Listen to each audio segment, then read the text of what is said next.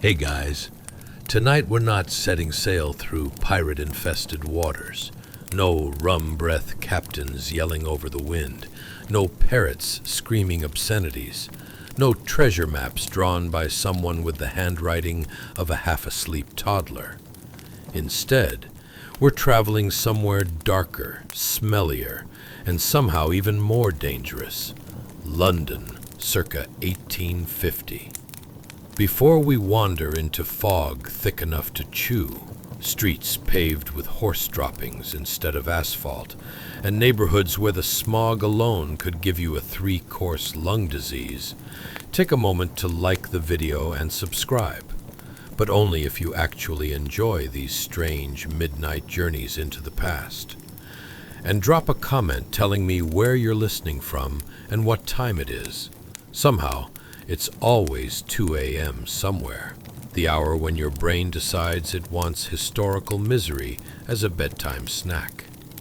Now dim the lights, turn on a fan, imagine it as the industrial era breeze, but safer and far less likely to blow chimney. Soot into your face. Get comfy, tuck your feet in, not because rats will nibble them tonight, but because in Victorian London, they absolutely would have. Let's pause. Have you ever wondered what it actually felt like to live in London during the age of coal, cholera, and questionable personal hygiene? Not the romantic movie version, the real one, where your morning air was 40% smoke and 60% other people's problems. Where water could kill you faster than whiskey, where children worked longer hours than you do on your worst Monday, where fog was so thick it had a texture like soup, if soup could ruin your lungs. Tonight, we'll stroll through crowded markets, peek into cramped tenements, dodge chamber pots raining from upstairs windows, and learn why you wouldn't survive a single day in 1850 London without crying, coughing, or both. So breathe, slowly. Be grateful your room doesn't smell like coal smoke, wet wool, and fear. Now, let's step into the fog together. Sleepy Oogway will guide us. Chapter 1. A room the city forgot. The room is dark, cramped, and heavy with the weight of London's winter. The year is somewhere around 1850, the age of coal, empire, and endless industry. Yet inside this narrow tenement space, none of that grandeur exists. Only survival does. The walls press inward, damp and uneven, coated in streaks of green mildew that creep like moss across old stone. They shine faintly in the dim light, the moisture never fully drying, even in summer. Tonight, the cold is deepened, and the mildew breathes frost into the air. Against the far wall rests a single window, or something that once hoped to be one. Thin panes of glass rattle quietly with every gust from the alley outside. A frail layer of frost clings to the inside of the glass, forming pale white webs where each breath of cold meets the stale room air. Beyond it is a narrow alley, barely wide enough for a cart to squeeze through.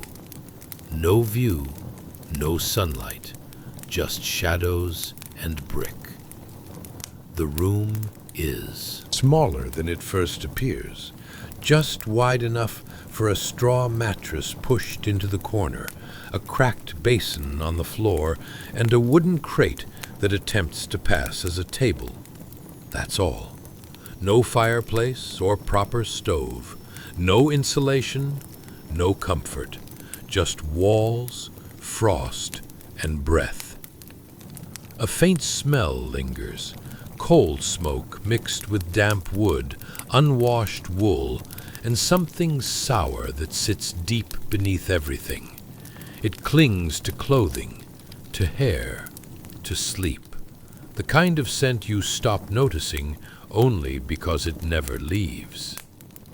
In winter, the chill crawls through every crack. Frost pushes through the floorboards.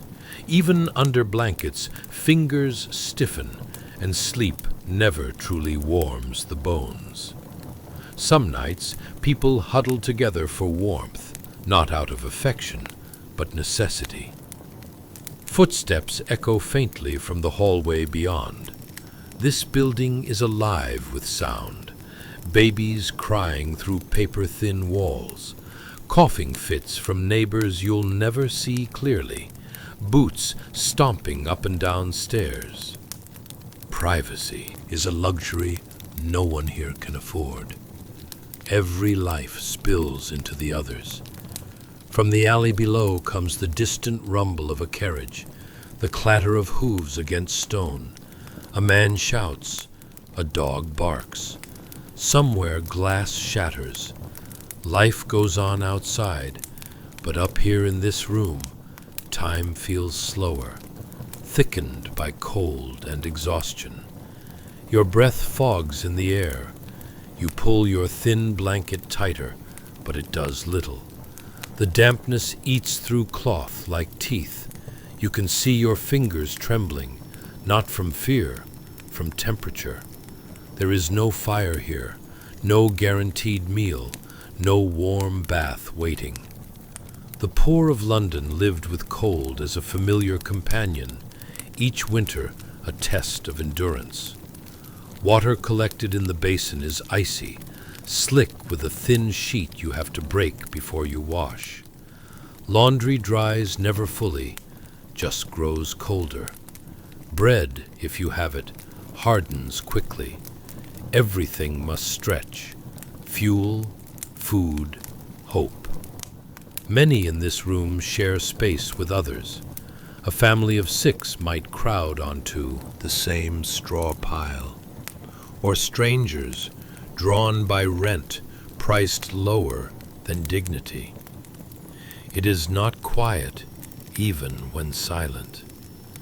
The building creaks, pipes groan, rats scurry behind the walls, searching for crumbs. You lie back and stare at the frosted window, the alley beyond, dim and gray, even by day. Your breath rises in faint clouds. You try to sleep, but cold wakes you. Hunger wakes you. Neighbors' coughing wakes you. The city itself wakes you. And dawn promises no relief, only labor. Coal dust, factory bells, endless work for pennies. The tenement room won't warm. It will not brighten. It simply waits for another night to settle, another frost to cling, another breath to fog the glass, a room forgotten by comfort, a city too busy to notice. And you, a traveler from another time, would not last long here. For survival in 1850 London was not about strength alone, but about endurance in the cold places where warmth was more dream than reality. Chapter 2. Midnight's Absurd Symphony in Victorian London. Hey guys, welcome back to our dreamy misadventures. Tonight, we find ourselves tucked under a quilt that's somehow both threadbare and vaguely reminiscent of a modern art installation gone decidedly south, like a failed attempt at a giant cosmic burrito. It's December in 1850 London, and while the world outside resembles an icy cheese fondue, minus the comforting warmth, you're about to embark on an expedition into the heart of Victorian madness. Now, just as a quick reminder, if you're enjoying this journey through time and absurdity, consider liking, subscribing, and commenting on what tickles your fancy. But only if you actually enjoy this. No pressure. So, dim those lights, whip out your best fan to set the perfect winter ambiance, like a flustered Victorian lady trying to cool her blush. And let's dive into a night so cold that the only thing more frozen than your extremities is the hope of finding a decent pastry at a midnight bakery. Picture this. You awaken in 1850 London, greeted by the city at midnight, bathed in a silvery glow from the pale moon, struggling to break through the thick shroud of fog. You take a deep breath, and it feels as if the cold itself is giving your lungs a rather rude welcome. Ever tried to inhale winter air that's so chilled it could give your ex a run for their money in the ice-cold contest? As you peer out your window, a distant church bell rings, each chime echoing through the night like a misplaced morning alarm from a rival century, and you wonder, how many of those bells have been tolling for the unfortunate souls who wandered into a late-night absinthe bar and got into sketchy philosophical debates with trees? Perhaps at this very moment, a druid is sitting cross-legged on a midnight tram, explaining the nuances of fog while an unimpressed pigeon looks on. A soft snow begins to fall, transforming the cobblestone streets into a glistening expanse that doesn't just resemble a romantic winter's tale, but a treacherous slip and slide for the unprepared, or simply anyone who dared to venture outside after too much mulled wine. You might think you're in a majestic postcard, but in reality, you're teetering on the brink of disaster with each step, less graceful swan and more plucky duck in a tuxedo. The frost clings to your nose, and you can't help but notice how the snow seems to whisper sweetly, "Don't slip, don't fall. Just let the historical irony lead you into the nearest hedge and embrace the absurdity." It's like daytime television.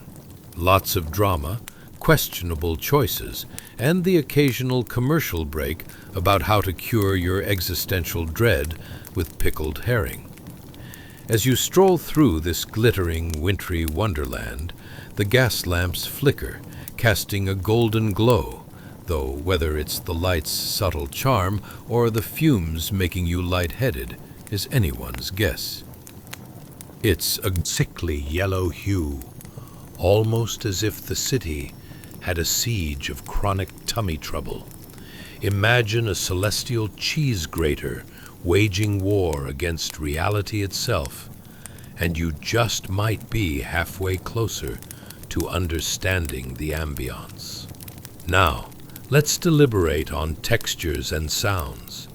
The soft crunch of snow underfoot mingles with the muffled laughter of revelers and the distant clatter of horse-drawn carts navigating the streets, giving it a sort of Victorian symphony. Only in London can you simultaneously experience a musical masterpiece of hooves and hobnobbing, punctuated by the occasional disgruntled shout of a driver regretting their choice of route. Why are we going this way? Did I lose a bet? And can we discuss the people? Oh, delightful characters.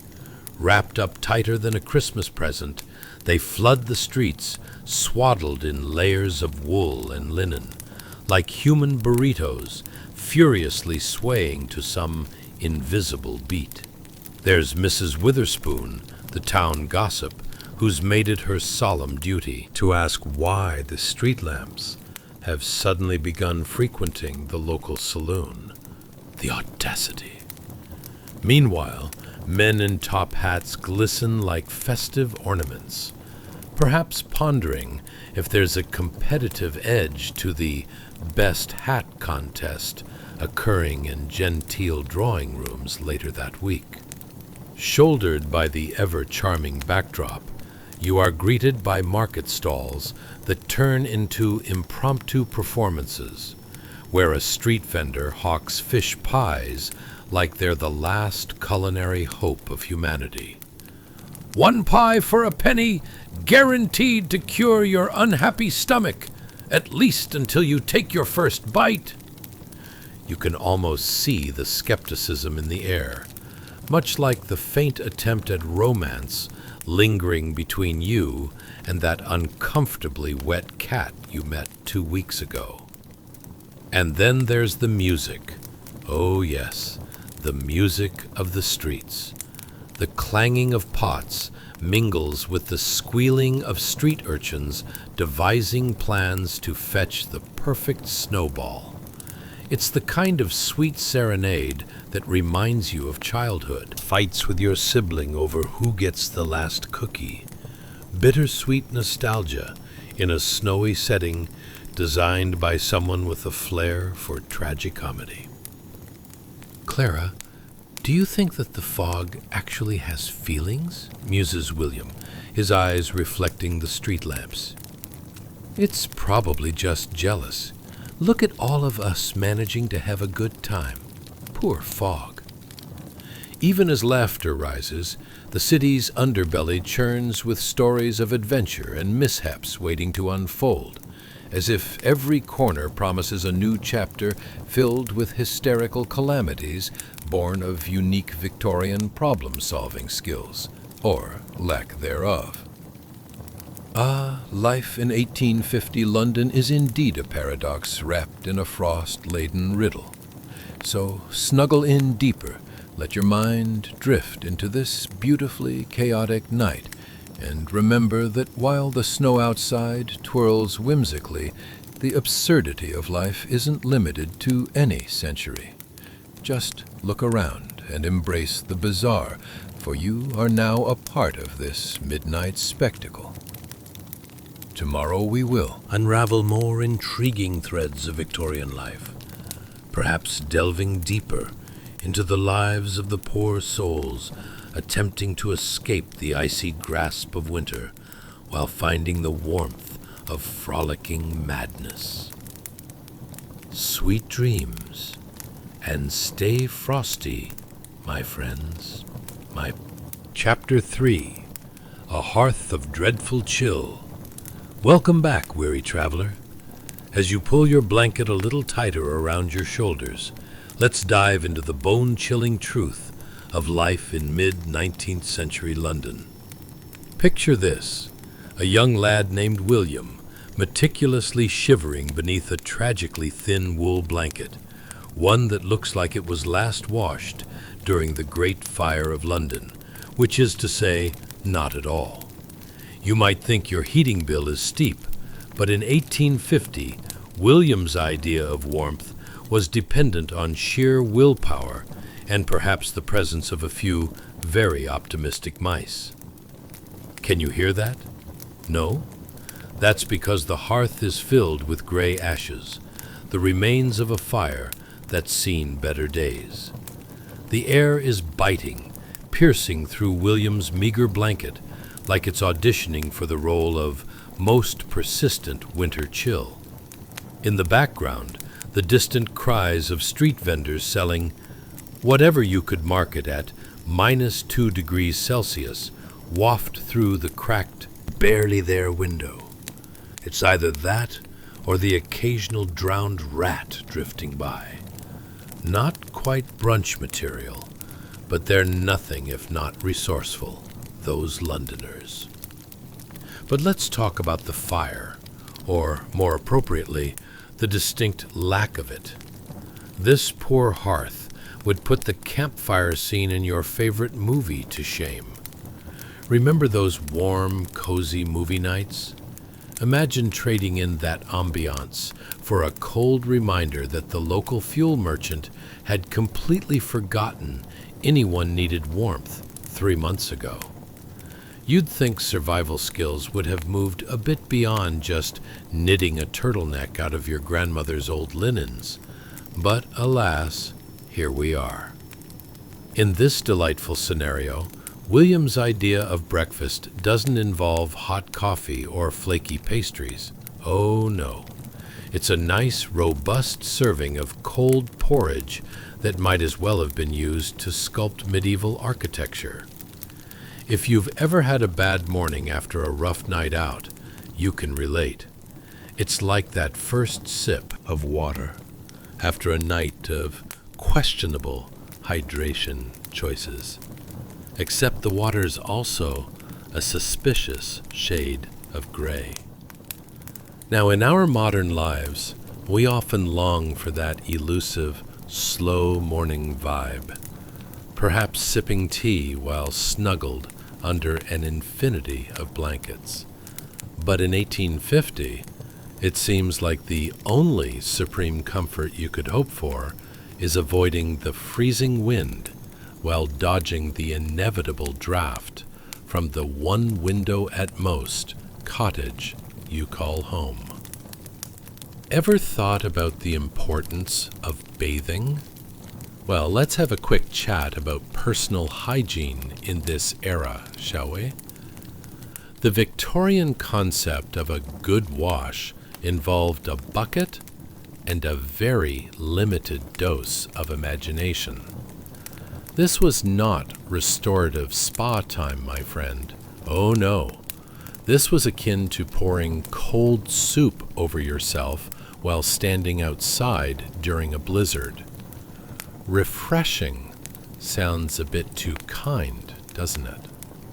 They say cleanliness is next to godliness, but in 1850 London, it was more like, let's agree to settle for mildly less dirty. Personal hygiene back then certainly didn't hold a candle to the sanctity of essential oils and bath bombs that we so cherish today. You might as well be trying to detoxify your face with a slice of bread and a sprinkle of regret. And just like that unfortunate moment when you realized your last bite of avocado toast didn't go down quite as planned, those poor souls were left chuckling in a state of perpetual, well, that could have been worse, embarrassment. Imagine being William, standing in your one-room abode, researching the hottest fashion trends. Spoiler, it's going to be wool, wool, and more wool, with a dash of, why is it always so itchy? While you're at it, enjoy the slight sense of claustrophobia from your sibling's layer of wool just a foot away. You might think tethering yourself to strangers by the fireside is a significant bonding experience, but in this case, let's just say it's socializing with a side of shivering and a whole lot of, why? Can't we just take turns breathing warm air? And while you contemplate your existence, you also face the bitter truth. The outside world is doing its best to outdo your murky water aroma. The vibrant scent, and by vibrant, I mean a little like a goat forgot its way home, that wafts in from the streets, is enough to send even the hardiest soul running for the hills, or at least to the corner where the neighbor finally cranked up the meager heat and invited everyone over for the warmth wars. In this absurd yet oddly relatable slice of life, you see William, bundled under layers of wool, clutching what precious warmth remains as he watches the cold creep in and life roll by outside. Outside, the faint sounds of a tubercular cough mix with the distant cheer of a child who's won a half-eaten apple as they rush past, totally oblivious to William's struggle and the relentless chill bringing the sun barely just out of hiding. Yes, you can't make this up, dear friends. Winter in Victorian London was the true nemesis of all things cozy. So, as you drift off to sleep, don't take that thermostat for granted. It's doing a much better job than any resourceful wool blanket ever could. Sleep tight, and remember, if your teeth start chattering, it's probably not the ghost of an itinerant Victorian child. It's just your unyielding will to avoid a million layers of cold air. Chapter 4. The Morning Dread of a 9-year-old.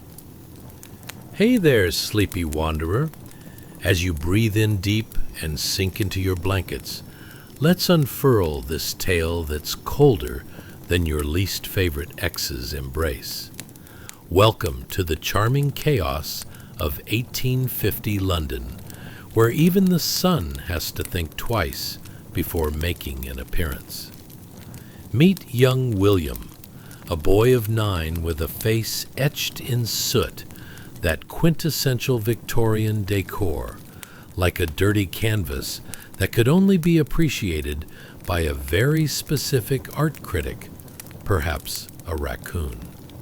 It's early morning in winter, and as his eyelids flicker open, all he sees is murky darkness filled with the rebellious flicker of a dying candle. Imagine waking up after a night at a pop concert, where even sleep felt like a mosh pit. You, groggy, confused, and wondering where on earth you left your dignity. Congratulations! You've just stepped into the world of young William, who's maybe only one shoe away from being the world's fluffiest cold chicken. Now, picture this delightful morning scene. William stirs from a fitful night's sleep, the rasping of his throat a subtle reminder that warmth is just an idea, like dreams of being a professional ice cream taster. Breathing in what we might politely call London air, which today smells intriguingly like yesterday's fish and a questionable amount of soot, he stumbles out of bed, which, if you could even call it that, is merely a stack of straw and a thin wool blanket that looks like it's seen more trouble than an anxious cat at a dog show. What's that noise, you ask? Oh, just the delightful combination of city life. It's the honk of a distant carriage, the background soundtrack of 1,000 crammed souls stomping to their daily grind. There's a melody in those footsteps. If you squint your ears just right, it sounds a bit like a mournful dirge for those who longed for a moment free of the bitter chill. And no, that is not a choir of angels singing. It's just the frost, hitting the cobblestones like a tiny choir of disgruntled winter spirits. Now, dear listener, let's talk breakfast, an idea as comforting as a warm hug from a Yeti. In William's world, breakfast does not come from a delightful cafe with artisan toast and avocado. Oh no, it's a lukewarm bowl of porridge that bears an uncanny resemblance to cement. Ever tried to nom on cement? Maybe it's got some texture, perhaps a hint of raspberry. Not quite. Instead, it's more of a mystery mix that surely had everyone scratching their heads and reminiscing about better meal choices. Just as you sit there, wondering why you ever thought that yearning for 5-star dining was a good idea, imagine opting for a second helping of that greyish sludge. William, with all the decisiveness of a Victorian hero, about to embark on a treacherous quest, might just be weighing the pros and cons of chipping a tooth against knowing he'll still be hungry afterward. Spoiler, he'll pick the porridge, and it will rudely remind him of his last dental visit. As he bowls through this morning mayhem, it's important to illuminate the magical adventure of washing up. Have you ever stood under a lukewarm drizzle while wearing a raincoat?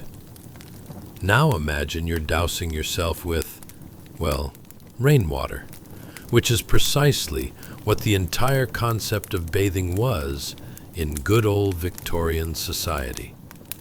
Yes, it's like pouring your soggy granola bar over your head. Refreshing, right? Here, the act of personal hygiene resembles a scavenger hunt, where the prize invariably seems to be just a lighter layer of filth. William wonders about the wonders of soap. Does it exist? Perhaps it's just a figment of someone's imagination, along with the concept of public restrooms and actual indoor plumbing, both mythical ideals of comfort floating around in the fog. Ah, but fear not, for should you survive your devilish morning ritual, you'll find yourself garbed in layers of wool, each more unyielding than the last. Congratulations! You've just become a human burrito, held tightly by Mother Nature's worst design decision. Will your fashion dream be wool woven with a hint of animal scent and the occasional fleck of your neighbor's breakfast leftovers? You can see it now. Ah, yes, the avant-garde look brought to you by the marvelous Huevos Rancheros from number 23. Oh, how whimsical it all is, this tiny slice of 1850 London life. So nestle down, dear friend, as William gears up for yet another day of triumphs. He'll conquer frozen air, flopped breakfasts, and the mysterious art of washing without drowning. And as you settle in, just remember, if you need to escape, just close your eyes and think of William, forever engaged in a silly struggle, doing the best he can with yesterday's porridge and tomorrow's hope of a nice warm blanket, or better yet, a magical modern-day thermostat. Sleep tight, and may your dreams be filled with warm porridge rather than cold morning chills. Chapter 5. The Flickering Needle of Despair and a Side of Potatoes. Hey there, sleepy wanderer. As we continue our frosty dive into the charming chaos of 1850 London, let's take a moment to shed light on a scene that's about as cozy as sharing a bath with a porcupine. The life of a weary mother nestled by the flickering glow of a single candle. Picture this, if you will. It's late afternoon, and her bright hopes have been draped in a layer of soot thick enough to rival the smog outside. She's hunched over, battling the fine art of fabric and thread, attempting to sew a coarse shirt, perhaps for a little one who has less hope than they do fabric. Let's first talk about that candle, shall we? This is not some fancy beeswax number, if you catch my drift. Oh no, we're talking a drippy little stub of tallow, flickering with gusto as if it had taken a shot of espresso. You can almost hear it sizzle in frustration, quietly muttering to itself, "Why hasn't anyone invented electricity yet?" But alas, here we are, and it's present-day candlelight for our mother, the perfect ambience for sewing, or perhaps for unraveling in despair like a cheap sweater from a sketchy marketplace. Now, take a moment to appreciate what this poor woman is crafting. A coarse fabric shirt. This is the kind of clothing that could easily double as a medieval window screen. It's so rough, You'd half expect it to munch on hay when you're not looking. When she finally manages to complete her sewing endeavor, this shirt is likely to be worn by a child who will inevitably get it dirty before she can even finish a prayer for a potato to drop from the sky. Can you imagine the pressure?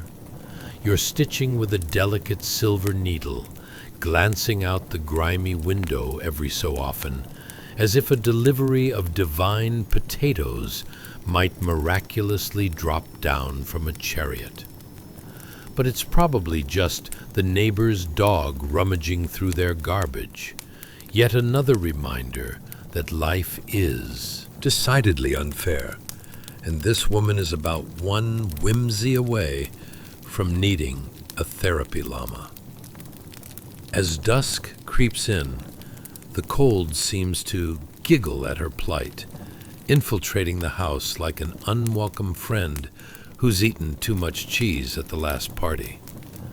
"Don't mind me," the cold whispers, wrapping itself around her like a dastardly shawl of frost, just to be particularly obnoxious.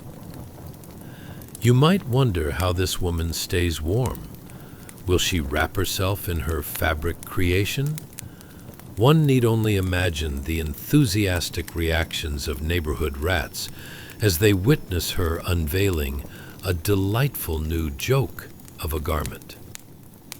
Now, speaking of food, let's pivot to the kitchen, where the real adventure begins, or rather, the grim reality unfolds.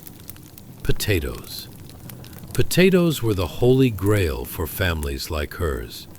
Each one was treated like a precious gem, and if you were lucky, perhaps you'd even find one that didn't look like it had been used as a prop in a horror movie.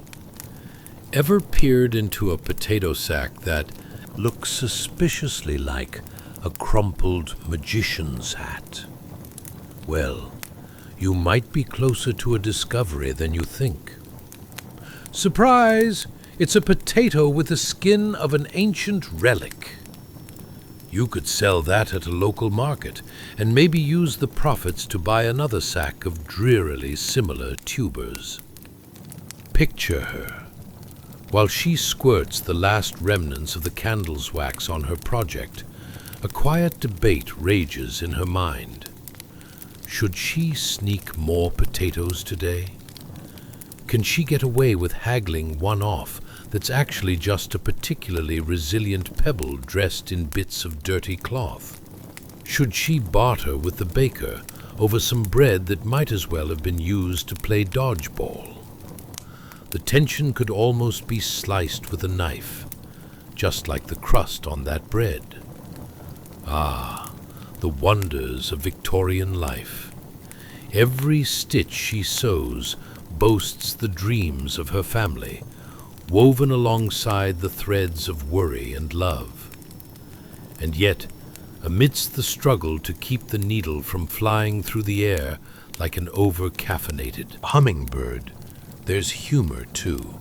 Her little one scuttling around, possibly trying to make the meal more appetizing by offering cooked mud pie. If only Michelin star chefs could nab a recipe for air and broken hopes.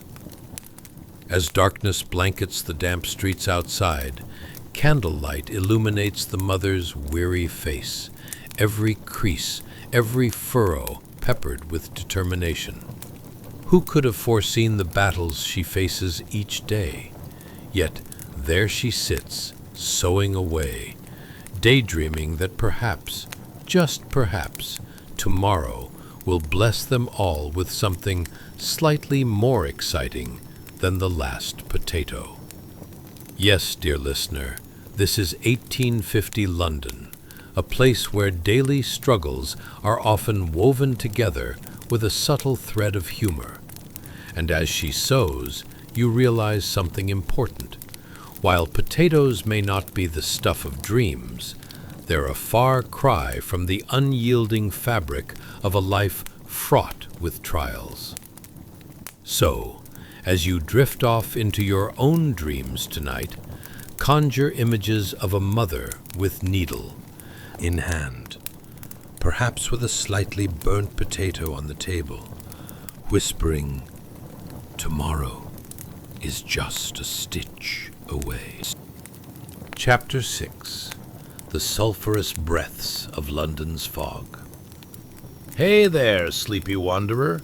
Now that we've wrapped up the warm tangle of sowing dread, let's shimmy into something colder and far more putrid than your gym socks after a week without washing. The narrow, sultry alleyways of 1850 London. Can you smell that delightful blend of coal smoke and river mud? Ah, the fresh scent of industrial growth. Or is that just the remnants of last week's fish at the market? Who's to say? Picture this. You've just stepped into the fog, where the air thickens like oatmeal left on the stove way too long, and visibility drops faster than your motivation to hit the gym on a Monday morning. You're wondering if you should bring a map, a miner's helmet, or maybe just a gas mask, because let's be honest, navigating through this sulphurous veil is about as straightforward as summoning a genie with a broken lamp. Have you ever experienced a day where you feel like you're being slowly wrapped in a cozy blanket, only to realize that the blanket in question is made from dampened nightmares and last week's newspaper? That's your welcome to Victorian London, my friend. You could practically slice the fog with a knife, but instead, you'll have to settle for slicing through the awkward conversations with the local urchins who believe flinging mud at passers-by is their spiritual calling. Ah, and the sounds. Let's talk about that delightful cacophony buzzing around you. Is that a vendor hawking moldy cabbages? Or maybe it's the sound of someone's face contorting in despair after accidentally stepping into an abyss of mud disguised as a footpath. Perhaps it's a horse heaving itself past at speeds only slightly quicker than a sluggish tortoise, with its master yelling something incomprehensible that definitely includes the words bloody and foul. You may begin to notice that every time you inhale deeply, you also might cough up a little of your dignity. The fog isn't just thick. It smells like a combination of burnt toast and what you just assumed had crawled out from under someone's bed. Can you imagine what a breath of fresh air would feel like? I mean, can anyone? The last person who thought they'd experienced fresh air probably ended up in an unfortunate gaggle of confused pigeons. Let's take a moment to marvel at the clothing choices of Victorian Londoners, shall we? While you might find yourself in breathable fabrics that would make you feel both chic and comfortable, the friends and neighbors you'll encounter are draped in layers upon layers of wool that stink of 1,000 sheep. Sure, they can fend off the cold, but at the price of smelling like a barn during Oxford's hottest month, they've clearly been convinced that wearing your entire wardrobe at once is simply all the rage. But there you are, trying to navigate this maze of cobblestones slicker than a banana peel, when you spot a possible exit. A street vendor offering something. You lean closer, squinting through the fog. Is it food? Salvation?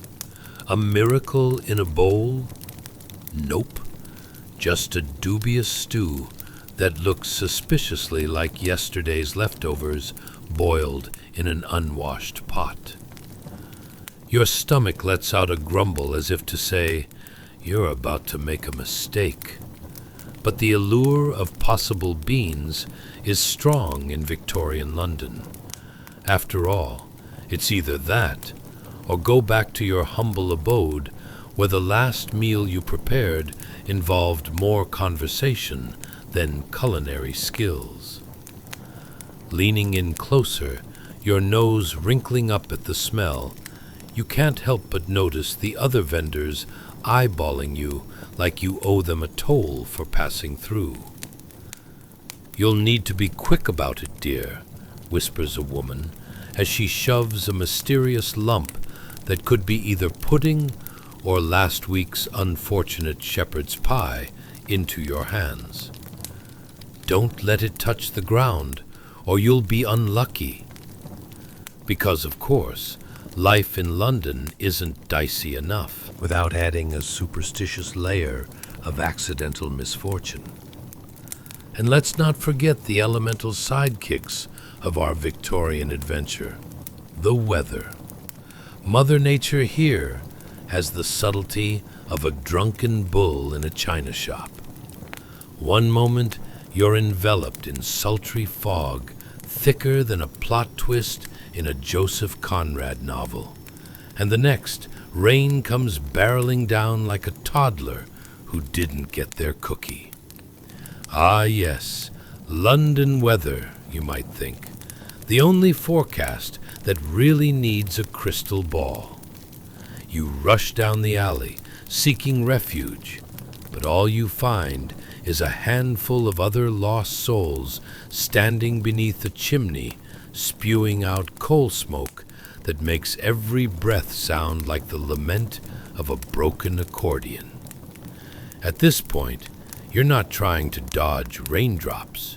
You're aiming to dodge the flying soot that is taking aim at your freshly cleaned clothing, which at this juncture would rather just harmoniously meld into the fog.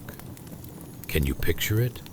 You're now a living, walking embodiment of Victorian life, covered in grime from soot, shoulder to shoulder with a cast of characters who could only be described as an eclectic collection of dreams gone awry. It's literally like trying to solve a jigsaw puzzle, where not only are the pieces missing, but they also seem determined to stubbornly change shapes, or simply dissolve into smoke. As you take one last look at your surroundings, you realize that amidst all this chaos and grime, ironically, there's a certain beauty in the absurdity of it all.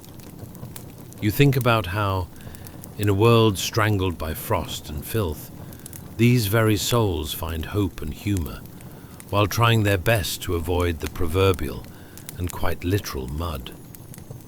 So, dear, as you drift off into the realm of dreams, maybe conjuring a world where the air smells like rain and flowers, consider this.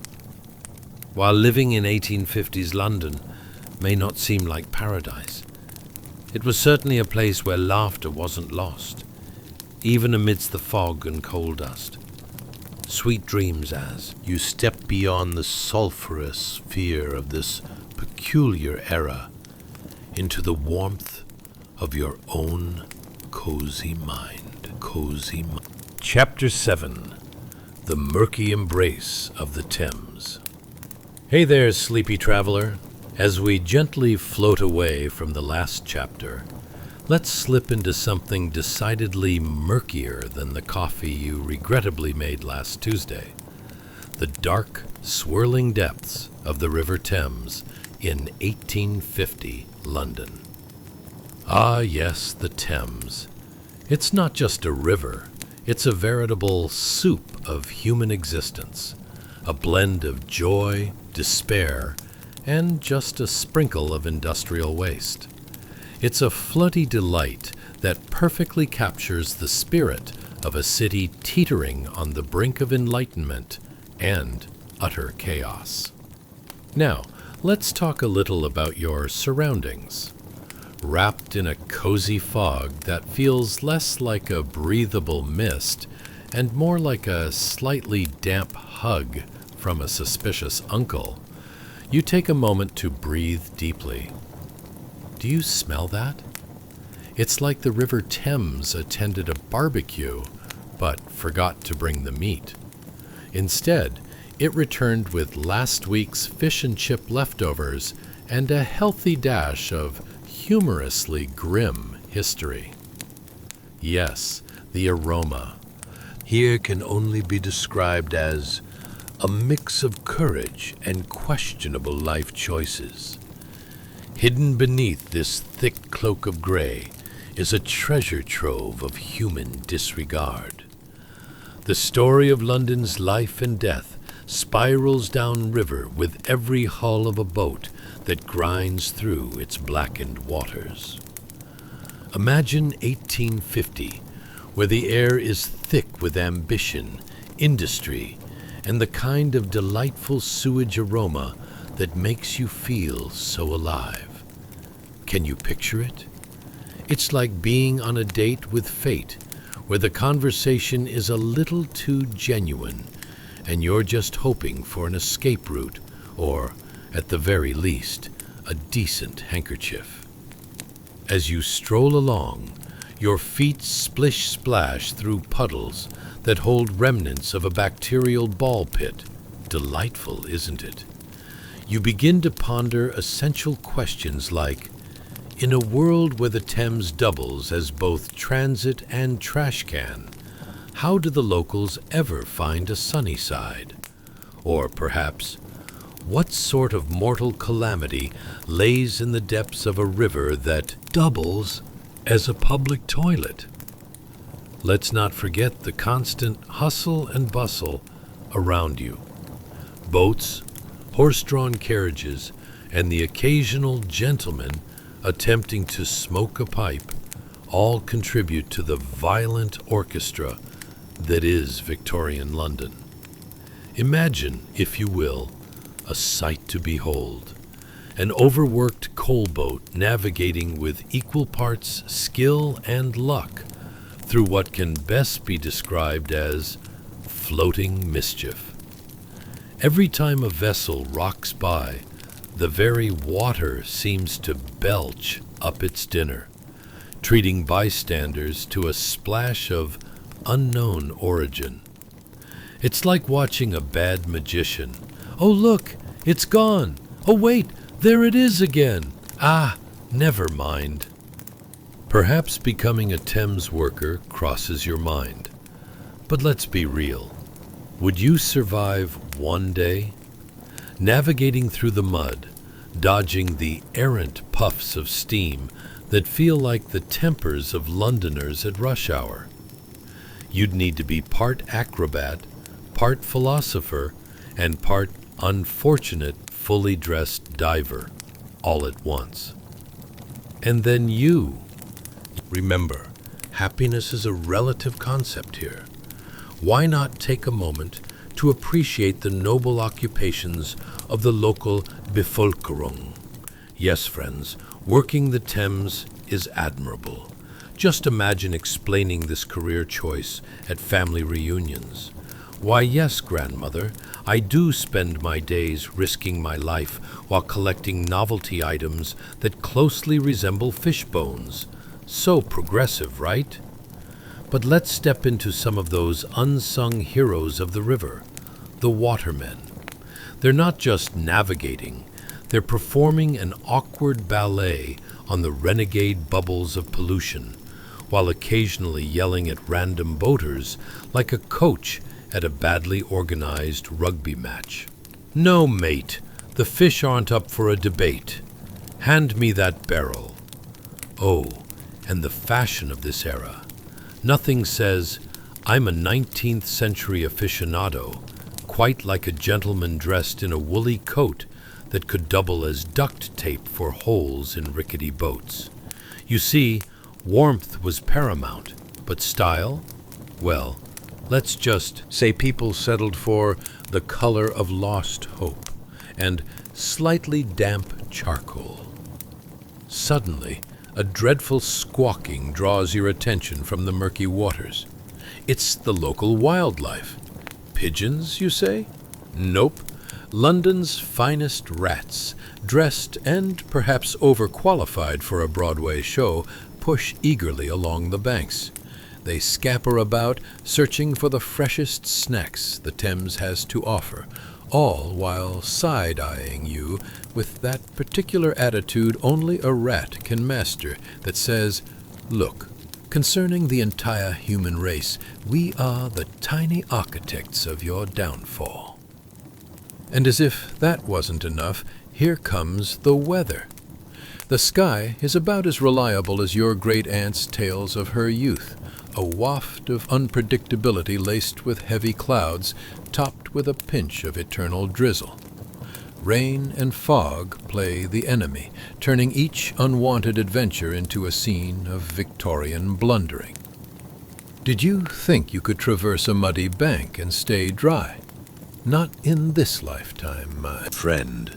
You've already launched into an unsinkable ship of filth and folly.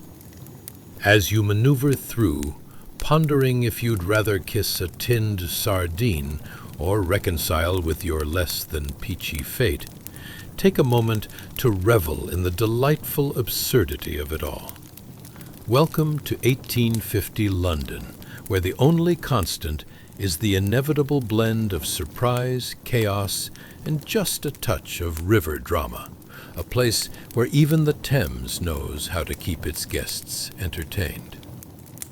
So now, dear dreamer, as you float upon the soft edges of your consciousness, remember this tale of the Thames. It's where dreams and dinners intermingle, where the river has more secrets than a gossipy neighbor, and life itself is a muddy adventure worth drifting into. Let the enchanting atmosphere wash over you like a gentle wave as you sail softly into the embrace of night. Chapter 8. The Adventures of Cranky Footwear. Hey there, sleepy traveler. As we leave the charming murk of the Thames behind, let's shuffle our way into a realm of oversized problems, specifically the oversized leather shoes of 1850 London. Yes, those glorious monstrosities that look like they have survived a courtship with a particularly hungry beast and a spirited dance with a mud puddle.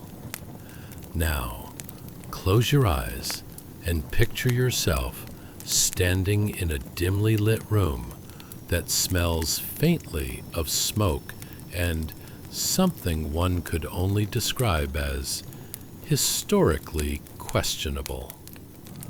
You swing your legs over the edge of a well-worn bed, if you can call it that, grumbling as your toes mysteriously find a cold splash of water. Let's hope it was just the rain. Your universally mismatched sock collection isn't going to make this day any easier. And the thought of putting on your shoes? Oh, imagine attempting to wear an anvil made for clowns. Spoiler, it doesn't go well. Are you ready for the epic quest to find the oversized shoes? You shuffle across the floor, aware that every step sounds like a small congregation of squeaky mice having a very public argument. Ah, yes, welcome to your first trial of the day. Footwear. Now, these aren't just any shoes. They are the kind of footwear that makes you question every life choice that led you to this morning. Let's be real. The people of 1850 London had no concept of comfort. You, dear listener, would feel like you were trying to paddle through 3 feet of mud while attempting a tightrope walk with oversized ducks as your audience. Now let's set the scene. You finally snap on these leather beasts, strapped tight with bits of twine. Very avant-garde. They're more scuffed than a Victorian gentleman who just realized his cravat has been tied incorrectly for the past 6 hours. How can something so obviously worn, and let's be truthful, several sizes too large, give you such a sense of moral superiority? Perhaps it's the sheer defiance you display to the universe by wearing them. Let's take a quick moment to appreciate the sensory wonderland you've stepped into, shall we? The shoes emit a glorious bouquet of damp leather, aged sweat, and just enough mystery to make you doubt whether you've stepped in a puddle of history or something more sinister. You take a tentative step forward, and a loud squelch emits from the shoe, summoning the cheerfully unexpected soundtrack of your day. Who needs an orchestra when your left foot can mimic a wet sponge? As you stumble towards the door, you may find yourself asking, is this what that TikTok influencer meant by edgy style? Or perhaps I just look like I stepped out of a cobbled horror film. The image of everyone rushing past you, their eyes widening in glee, or is that horror, is comically absurd. Most folks will probably glance at those Goliath shoes, smirk, and think, well, yes, I certainly do not want to get stuck in those, because wearing those feels like trying to outrun a mild inconvenience while simultaneously battling your daily existential crisis. Classic Victorian struggle right there, folks. Out of your front door you go, and immediately the bustling sounds of London hit you like an uninvited group of pigeons at a picnic.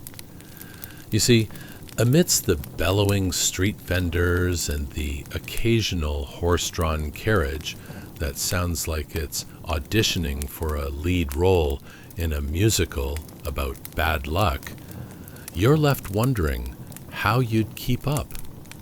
Would your noble, oversized shoes give you the spring needed to sidestep what the universe has planned for you today? Spoiler: no. Alas, you are doomed to a series of awkward foot shifts and unintentional slow-motion trips. Every flailing step becomes nothing short of an opera. Take a moment to appreciate the footwear choices of passers-by. Oh yes, they all belong in some fashion magazine that hasn't been published yet. Silky boots that glide as if they've come to life, shiny brogues clicking compassionately with purpose. And here you are, groaning through what seems like an untamed forest of cobblestones, muttering thoughts like, if I trip and fall, please let it be on something mildly interesting. And yet, as you trot along with the grace of an octopus on roller skates, you can't help but chuckle inwardly at how your self-worth might be directly correlated to the comfort of your footwear. Ah yes, today's main character is the man bravely battling shoes that seem more like Vikings than defenders of toes. Imagine the gossip during lunchtime with your pals after a day of wrestling with footwear all over town. Remember Billy, the one with the oversized shoes?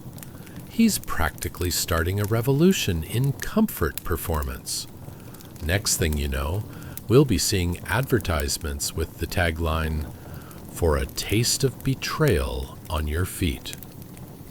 You glance around and can't help but wonder how many people truly appreciate the artistry of this choice in footwear. Spoiler alert, probably a zero. But it doesn't matter. You're now the unintentional star of London's quirky street theater, and there's a certain sweetness to that. Plus, perhaps you unknowingly brought laughter into lives that desperately needed it today. So, dear traveler, Embrace these oversized shoes. They may feel like you're trying to walk through a brewery of pints and regrets, but there's a beauty in this clumsy adventure. You are more than just another soul crossing this age. You are a comical hero waddling through the ever-quirky streets of 1850 London. And as the sound of squeaks and squelches accompanies you through this delightful chaos, let yourself smile. Life may not always be comfortable, but it can certainly be entertaining. Rest assured, as you tread past puddles of history and inspiration, this is just the beginning. Life, you'll soon find out, is about to take you to the most absurd of places, as long as you don't accidentally trip over those notorious shoes. Chapter 9. The Barefoot Struggle of Victorian Street Urchins. Hey there, sleepy traveler. Close your eyes and prepare to experience something colder than an ice cube standoffish sibling. Mid-Victorian London, a bustling place where the cobblestones were as unforgiving as your last dentist appointment. Imagine a drizzly day in 1850, where barefoot children scuttle through the streets like adorable frost-bitten deer, all the while attempting to navigate a chaotic marketplace that has all the charm of a carnival for geriatric cats. But before we dive into this bustling mishmash, let me ask you, have you ever tried to run away from a pigeon while dodging a giant horse-drawn carriage? Perhaps you felt the cold joy of stepping on a pointy rock after a long day of bad decisions. Welcome to Victorian London, where those experiences are both daily rites of passage and amusing anecdotes best shared at the local tavern, if anyone could afford a drink after their feet have turned blue. So settle in, dim those lights, and prepare yourself for the magnificently absurd. Picture this, your morning routine in a Victorian household. What's scarier, meeting your boss in the office today, or stepping out onto the icy, cobblestone streets without a decent pair of shoes? Do you even own a decent pair of shoes? Spoiler alert, probably not. In fact, you might as well join the ranks of the street urchins, where the only thing standing between your toes and the historical frost is the hope that no one notices your plight, or perhaps a quizzical look from the local constable. Congratulations! You've just woken up in 1850 London, a year where children believed that optimism could keep their toes intact, and adults secretly wondered when the last time they'd seen a bath was. The cobblestones stretch out before you, glittering with dew and the general essence of yesterday's street market, which has now settled into something between a puddle and a snack for adventurous rats. Ah, there it is, the infamous Victorian market, an exuberant carnival of noise, smell, and poorly made footwear. The air is thick with the scent of haggis, puddings, and enough unidentifiable fish to stretch the limits of your imagination and your stomach. As a child rushes by you, all bedraggled and blue-footed, you can't help but marvel at their resilience. How can they traverse those tortuous cobblestones barefoot, as if they have been granted an ancient superpower? Or maybe their parents just used up all the fabric on their new frocks. And there you stand, shoes laced like a slapstick theater prop, contemplating what your exit strategy will be if you need to make a quick escape from the crush of exuberantly yelling vendors. Crikey! Get your fresh pie And doubtless literature right here, calls one vendor, while another aims to sell you something called special stew, with an unspoken promise of regret. Did anyone mention the stealth rock protruding from beneath your oversized shoe? Did it ever cross your mind that you might be leading an undercover operation as a human tap dance performance? Each step you take feels like a waddle straight out of a maladaptive biology book, your foot squelching against the cobble with the unending drawl of surrender. Most pedestrians glide past, mindfulness fully intact, their shiny polished leather shoes glinting like knightly armor, trampling fashion faux pas left and right. And then there's little old you, awkwardly counting the number of days you'll continue this unintentional game of will I trip or will I not? Spoiler alert, you will. Step by step, toe by toe, you find yourself wondering, do the citizens of Victorian London even have foot cream? The idea of their feet surviving the onslaught of frigid air combined with grime and cobbled regrets is as far-fetched as claiming to have moonlight in a bottle. Perhaps it's a communal secret, how to ignore minor frostbite while bickering over food scraps. You certainly hadn't anticipated that beneath the hustle and bustle of the marketplace, children, aged about 6, but infused with the wisdom of stars, leap from stray cat to stray cat. At this very moment, one of these mini particles of energy with frost-bitten toes makes a valiant attempt to catch a wayward rodent, likely in hopes of impressing a companion while securing their evening meal.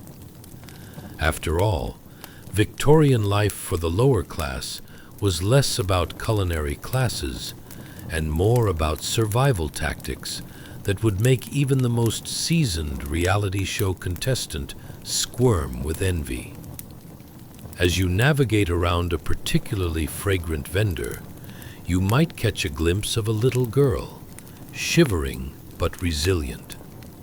She waddles toward a stall with her frost-bitten feet making little granules of dust puff into the atmosphere behind her.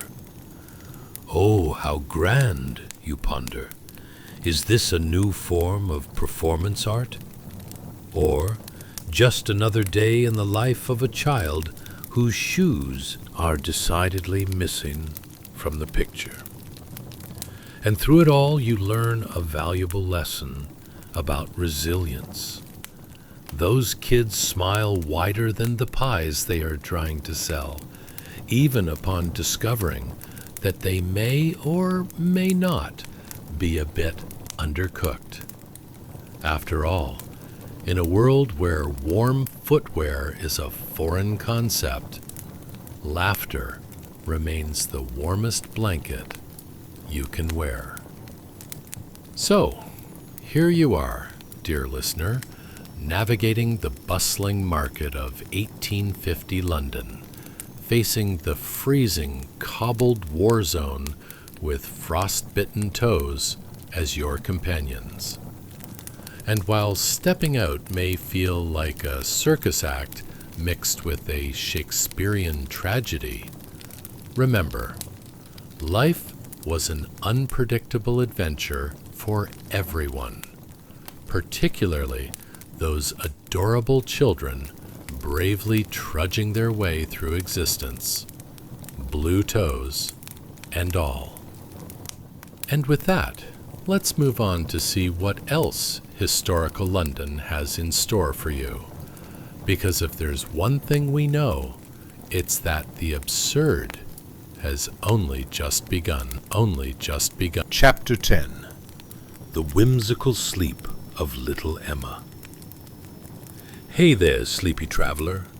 Tonight, we're about to dive into the enchanting world of mid-Victorian London, where the air is so thick with fog that you could practically serve it as a side dish at dinner. Picture this. It's a chilly evening in 1850, and you can hear the gentle patter of rain. Think of it as nature's way of giving a gentle high five, but it feels more like the universe is desperately trying to remind you that your hat is tipping slightly askew.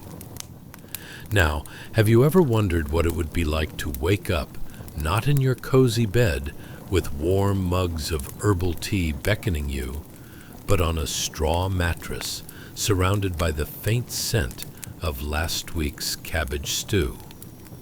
Or maybe pondered how long you'd survive in a world where exchanging your used socks for fresh bread was a legitimate trade? So many questions swirl around like that pesky bit of old tumbleweed that seems to roll past you every time you take a stroll. What if you had to dodge piles of horse manure while convincing a pigeon to share its muffin crumbles? Life was quite the unpredictable circus back then, and tonight you're stepping right into the center ring. Congratulations! You've just woken up in 1850 London, and it's raining like the skies are confused about whether they're crying or just showering everyone with a gift of pure disappointment. Before you fully awaken and panic sets in, let's take a moment to focus on a little girl named Emma. As you blink your eyes into the murky light, you notice her, a tiny little bundle of warmth nestled deep into a straw mattress that looks vaguely like a straw-filled taco. If that taco had a particularly rough week, full of hard knocks and oddly aggressive weather patterns, then yes, that's Emma's bed. Emma is just 6 years old, her matted hair resembling something that could be mistaken for a nest of very confused sparrows. She's fast asleep, her thin frame hidden beneath a quilt that has seen better days, probably during the reign of a far more benevolent monarch. Let's pause and let that sink in. Imagine staying cozy on a straw bed while dodging the potential threats of rodents shoving pieces of poorly made pastries down their tiny throats. Just the thought of Emma's situation might make you hug your fluffy duvet a little tighter, a defensive move against the horrors of Victorian bedding. So, what's the deal with sleeping in 1850 London if you've never experienced this exquisite slice of historical charm? For one, you'd find yourself sharing your sleeping space with an array of interesting guests. A family of cheeky fleas, a persistent draft that moans and groans through the room like a grumpy old man, and possibly a few rogue mice looking for a late-night snack more exciting than stale crumpets. Forget about fancy sleep sounds like ambient rain or soothing ocean waves. No, your sleepy background would be an orchestra of bedbugs, creaky wood beams, and wild dreams of escaping to somewhere that doesn't involve the overly ambitious rat population. Every morning, as the sun struggles to break through the relentless clouds, you might get mixed up between the sound of rain on the roof and the distant cries of street vendors shuffling their wares. mostly indistinguishable, but one will often provoke more anxiety than the other. The faint scent of wet straw mingles with the wafting fumes of unmentionables.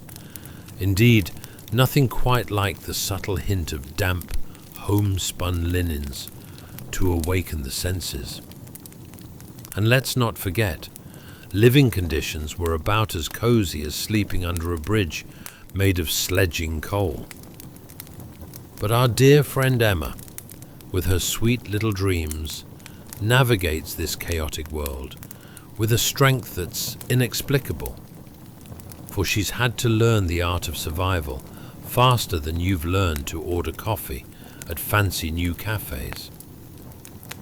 As she dreams of castles and dashing knights, her mind might also be concocting a thrilling strategy to outwit the local cats, both in jousting and in snack procurement, because there's absolutely more hunger in the dreams of London street children than there is in a cat after hearing the jingle of a can opener.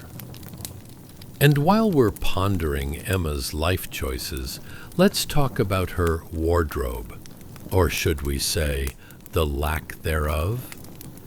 Picture her in a dress that looks like it took a detour through a tornado before landing on a doll's exasperated lap. It's tattered, with a hem that occasionally makes a bid for freedom, while the sleeves seem to have run for office, but failed spectacularly. Still, Emma wears it with pride, unique to those who understand that a warm smile is the best accessory and practically the only one she can afford. But here's a fun thought. Despite the surreal landscape of human existence in 1850, amidst the frigid rain and possible tetanus from poorly constructed shoe wear, there's a twinkle in Emma's eye. Perhaps it's the absurdity of trying to barter a half-eaten biscuit for a shiny button, or the fact that she once outran a feral dog by pretending to be a fast-moving cabbage. There's a beautiful resilience in her spirit, akin to a defiant little dandelion poking through the cracks of a grimy London sidewalk. As you watch this young girl snugly asleep, grasping tightly to her dreams of adventure amidst the wheezing of the clamorous streets, you can't help but think, that's one way to be. Surrendering to sleep amidst such colourful chaos is more brave than you might realize. So let's inch a bit closer into the tales wrapped inside her dreams, where safety layers over laughter like extraordinarily cozy wool. Because who wouldn't celebrate the gift of warmth and whimsy, even if it comes stitched together with a touch of resilience and a dollop of barely warm porridge? Now, let's prepare to snuggle deeper into Emma's chaotic yet whimsical world. Could there be stories of grand adventures groggily waiting around the corner? Or perhaps a surprise or two amidst the straw? Let's find out together, shall we? Chapter 11. A Night in a Crowded Rookery. Hey there, sleepy travelers. Tonight, we're diving into something chillier than your neighbor's glare when you borrow their lawnmower without asking. The depths of a Victorian London rookery. Imagine a cramped little abode where warmth is a community effort and the air is as thick as a pudding pie at a poorly attended bake sale. Now, before you roll your eyes at how unappealing life sounds here, because honestly, it's about as inviting as an optometrist's waiting room, let's take a moment to thank the stars you don't have to share your cramped living space with 4 generations of your relatives, all convinced that your sleeping habits sound like an avant-garde performance art piece. So, gather around and let's set the mood. Dimming the lights, eh? Perfect. It's just the kind of tranquil ambiance you need as I ask you to picture this. Do you think it's possible that someone could accidentally start a fire just by sneezing too? Forcefully? Or how about this? What would we do if our neighbors suddenly started living under our very beds, in the form of creaking floorboards? Ever thought your Wi-Fi was slow? Imagine if your entire communication system revolved around hollering through thin walls, desperately trying to let your bestie know that the rat stole a piece of stale bread. Congratulations! You've just woken up in a crowded rookery of 1850 London, the equivalent of a very questionable Airbnb, but with more vermin and less Wi-Fi. The room is filled like a sardine can, with people and their dreams all tangled together on straw beds that are basically nature's long-standing joke on comfort. The scent of something that can't quite decide whether it's wet straw or last week's cabbage stew wafts through the air, mingling with those hypothetical dreams of better days. Your first task? Determine if you're waking up in a bed or an audition for a particularly chaotic one-act play titled Who Farts at Midnight? Listen closely, and you'll notice that every small breath you take seems to attract a chorus of sleepy snorts, squeaks, and maybe a symphony of gentle snores layered over the distant clangs of the London streets. It's a musical masterpiece conducted by the ghost of a long-forgotten composer whose only job was to ensure everyone slept with one eye open. The room is packed tighter than the last subway ride before a concert. Families huddle together, sharing body warmth like they're trying to win a group huddle competition. Children, like our little friend Emma, nestle under patchy quilts that seem to have a flair for dramatic flair. They huddle for warmth, but let's be honest, they also probably provide some genuine home improvement advice to the adults. I mean, have you ever tried rearranging a room with 8 other people breathing down your neck? Suddenly, your living room feels more like a game of Tetris, where half the blocks are falling as fast as your sanity. And let's not even talk about the entertainment. The walls are adorned with an intricate collection of damp, peeling wallpaper that boasts a design you're sure the committee forgot to approve. You could practically hear the paint chipping away in discontent. This is the place where gossip travels faster than the flash of a camera. Something that doesn't exist, naturally, but the art of storytelling, it's alive and kicking. Every creak of the floorboards whispers, "You won't believe what Mrs. Wainscott found in her stew last night." But as madness swirls around you, don't forget about warmth. A singular fireplace cradles the hopes and dreams of everyone in the room, performing its best impression of a half-hearted bonfire. It spits and crackles, fueled by the memories of better wood, while a spirited debate plays out over who will snag the last piece of charred potato from last week. Yes, charred potato, a delicacy only the most resilient of Victorian space Londoners dared to try. And while you think about the culinary selections of this bustling commune, perhaps it's worth noting the peculiar dining arrangements. What's dinner like?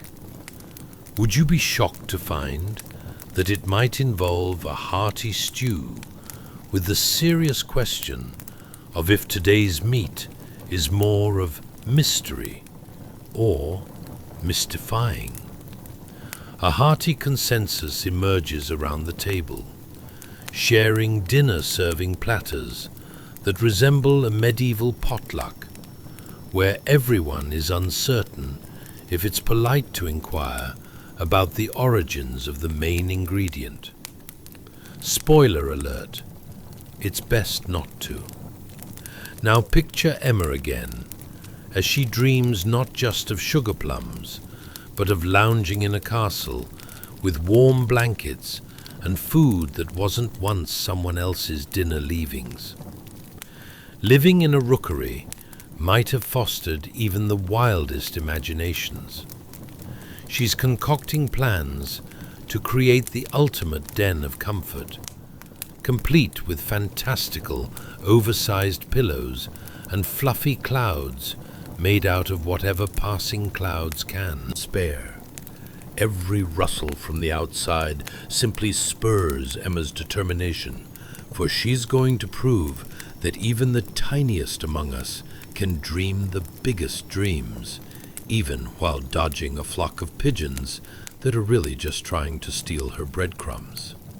So, as you settle deeper into this roiling, noisy sea of Victorian goldfish, remember that every rickety floorboard crunch beneath you carries with it tales of survival, tales laced with quirky humor, and tales far more entertaining than washing 1,000 linens by hand, which is exactly what you'd be doing had you been plopped into the life of those Victorian ladies.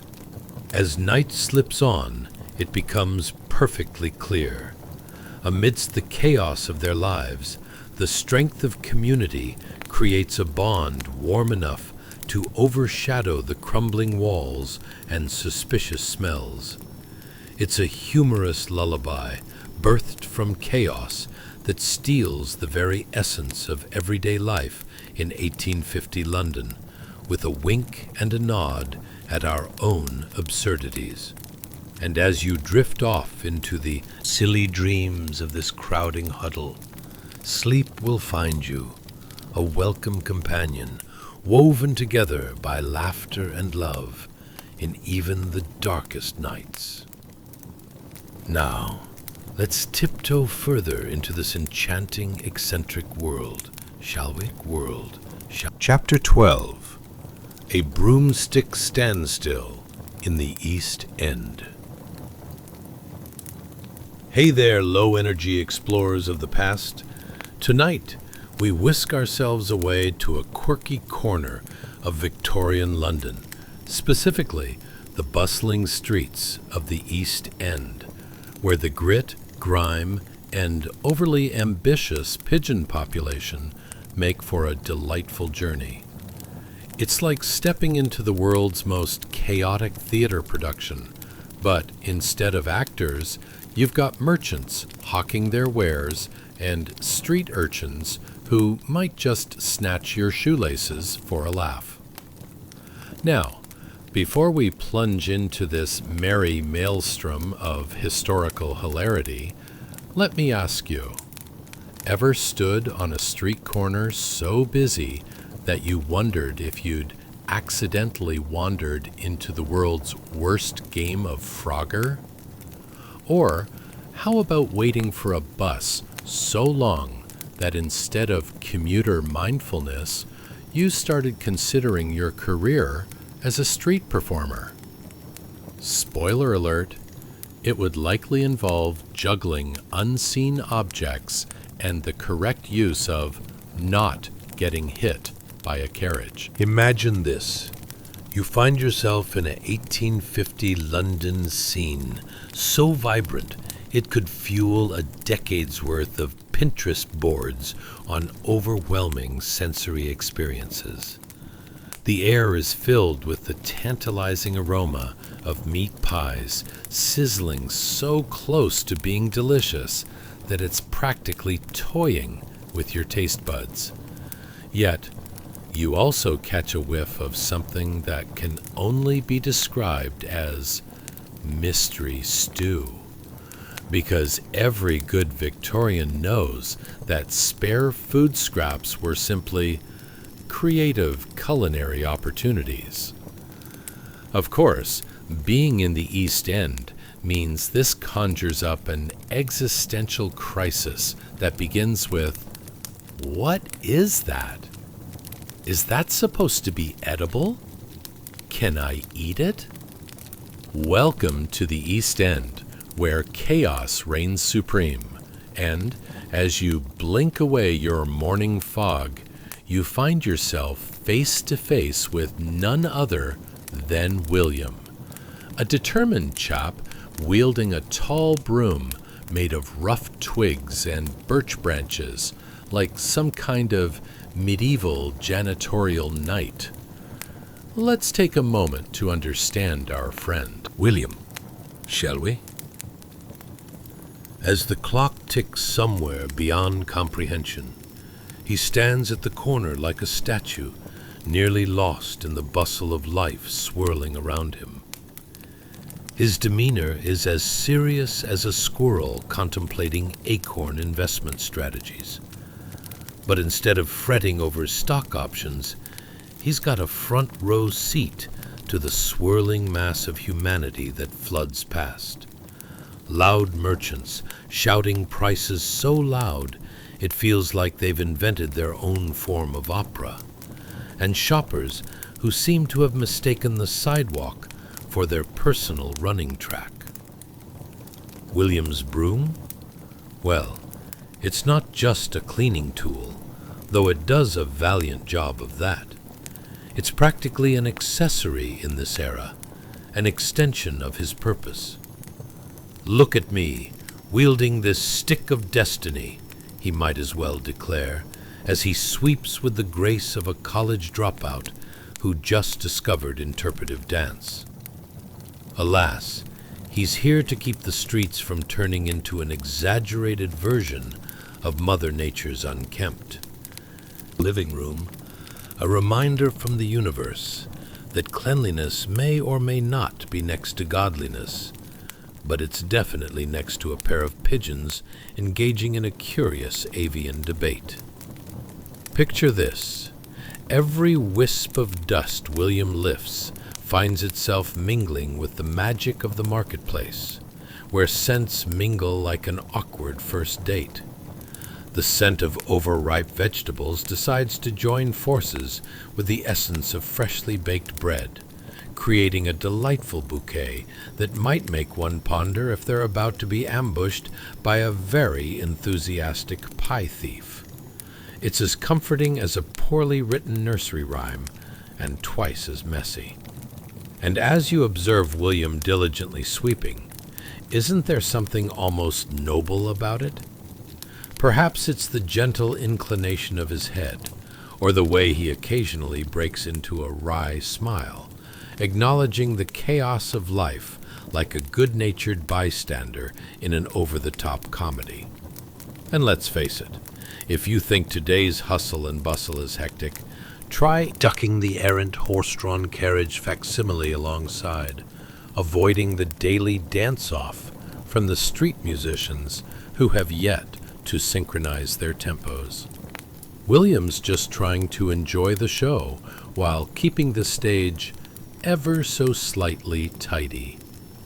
You can't help but chuckle at the absurdities unfolding. There's a lady in a high-necked dress frantically jockeying her way past a man selling shiny trinkets that may or may not have once belonged to a dubious pirate. And let's not forget the dapper gentleman clutching a top hat that seems to have a wicked life of its own, bobbing precariously as he zips and zags through the crowd, possibly auditioning for a role in a play where gravity is merely a suggestion. And William? Well, he remains unfazed, his broom dancing through the dirt like an elegant sword in the hands of a surprisingly patient duelist.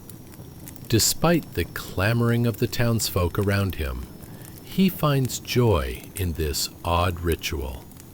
Sweeping and twirling, he's fully present in The mayhem, embodying a Zen state of mind so perfectly that if mindfulness were a sport, he'd be the reigning champion.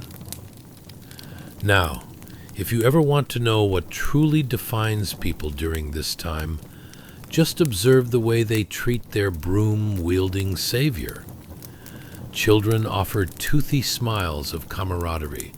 They admire him as if he were a knight, dutifully warding off the squawky, misguided romantic notions of pigeons attempting to court stray crumbs.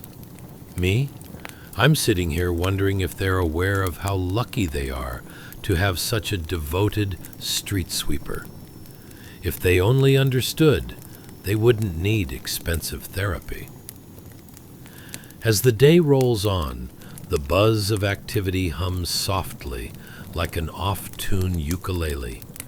And amidst the urgency of life, somehow there's still an unassuming beauty in earning a living day by day, neighborhood by neighborhood.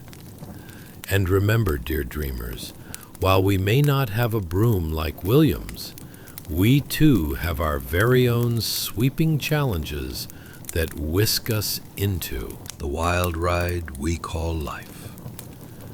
As you start to drift off, just imagine this urban ballet, where even the chaotic dance of Victorian London seems like a quirky comedy we'd binge-watch obsessively on a rainy afternoon. Stay cozy, and just maybe, you will find your very own East End adventure waiting for you in the world of dreams.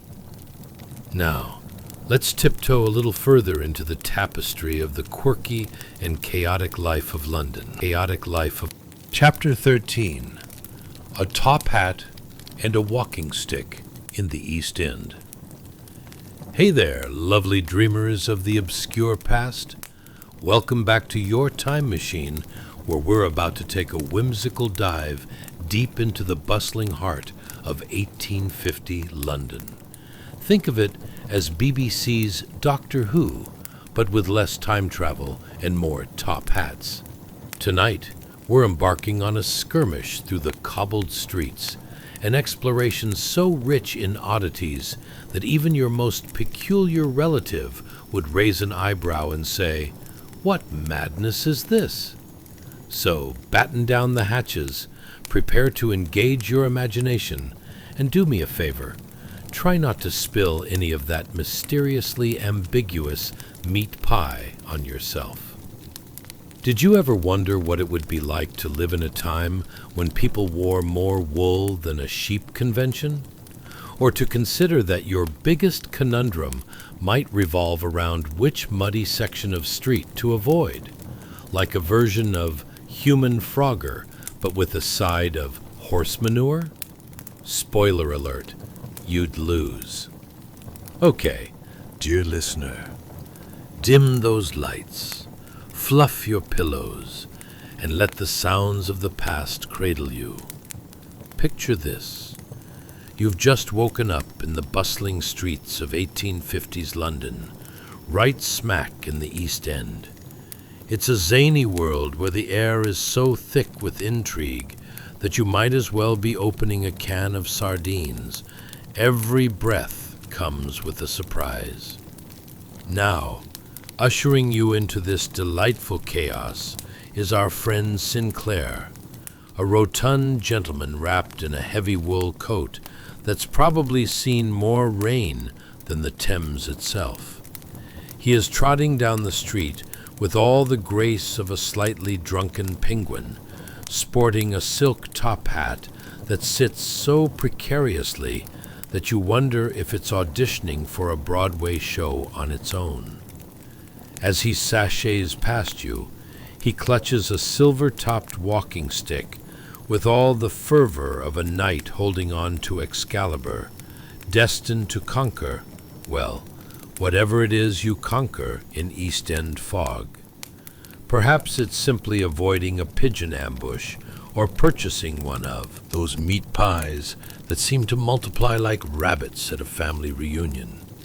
You can't help but wonder what exactly qualifies as a successful day for Sinclair. Let's chew on that question a little. Picture Sinclair glancing down at a child. Let's call him Oliver, a scrappy little chap with cheeks so sunken one might wonder if he was auditioning for a role as a Victorian ghost. Now, Oliver gazes up at Sinclair, perhaps considering whether he should request a shiny coin or simply try to grab his mustache for extra warmth. Ah, yes, the relentless negotiation skills of the impoverished, like trading the essence of hope for a whiff of a meat pie. But do you know what would be truly mad? Sinclair's absolute obliviousness to the chaos around him. He strides on, strutting through the swirling pandemonium of merchants shouting out prices, children playing a dangerous version of dodgeball with horse-drawn carriages, and faint echoes of street musicians attempting to harmonize. It's an act of absurdity, like watching a cat attempt to master the piano while simultaneously engaged in an existential crisis. You've got to appreciate the audacity of this moment. Sinclair's coat practically glistens as though it's auditioning for a position as the world's fanciest tea cozy. And yet, here he is, looking to the well-to-do of London like a walking dessert tray.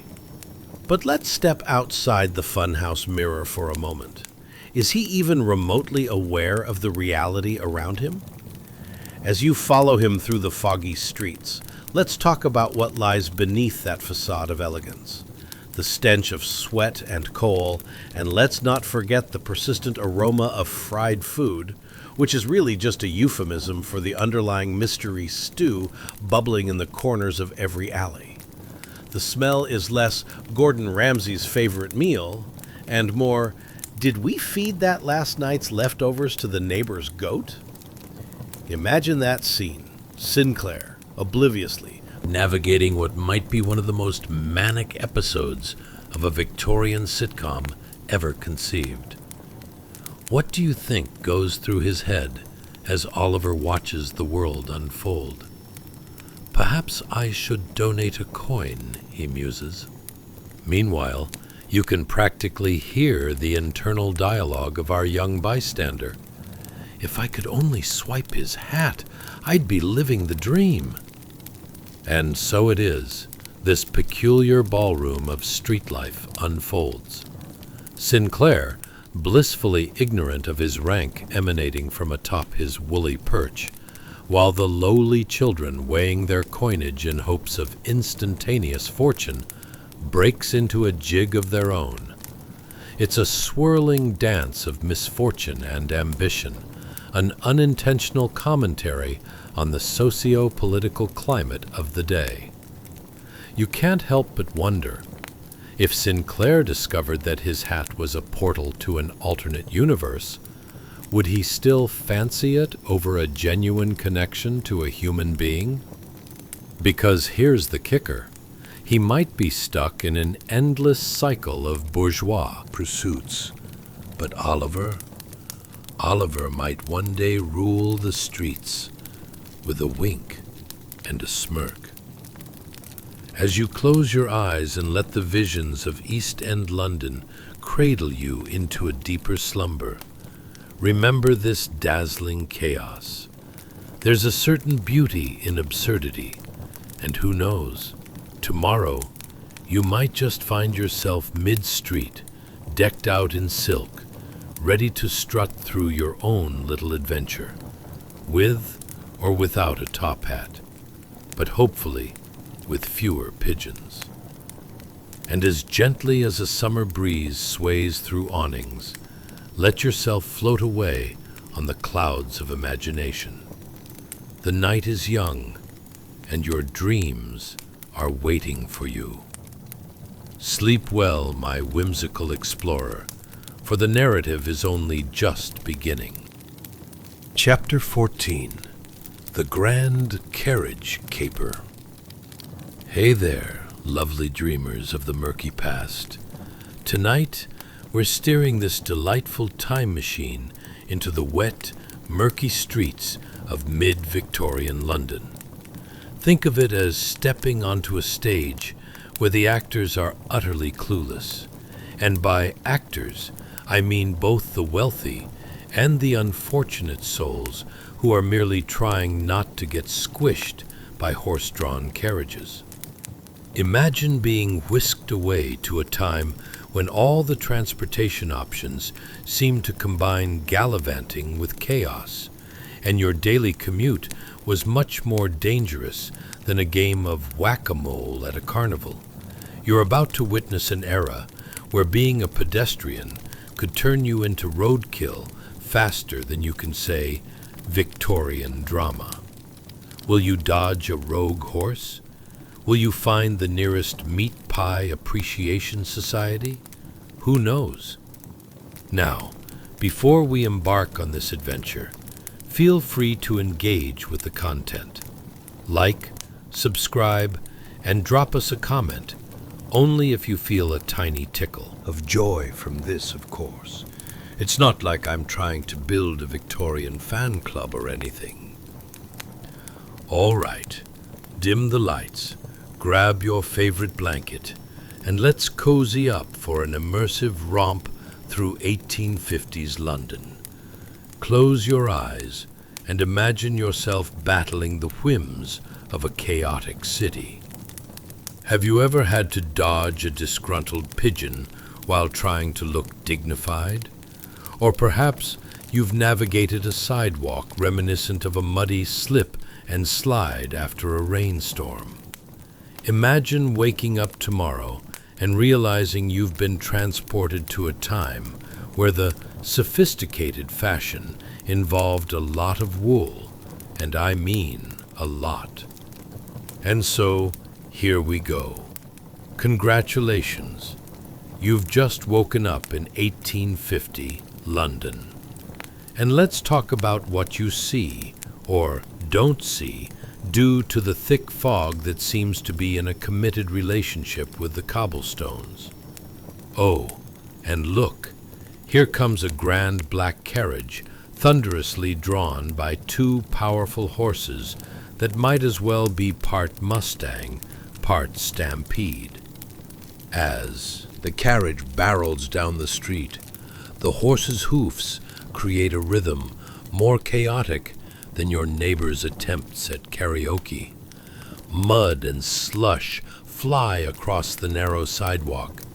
You could swear it's just like being at an unwanted mud wrestling contest, but with the added charm of Victorian merit badges for avoiding horse droppings. The street feigns sophistication as the horses kick up a scrumptious variety of dirt and grime, like a culinary experiment gone horribly wrong. Take a deep breath. Or don't.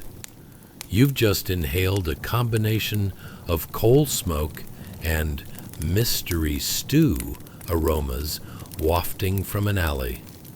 For a moment, you might wonder if you've wandered into an improvisational theater production. The woes of Team Unfortunately Muddy.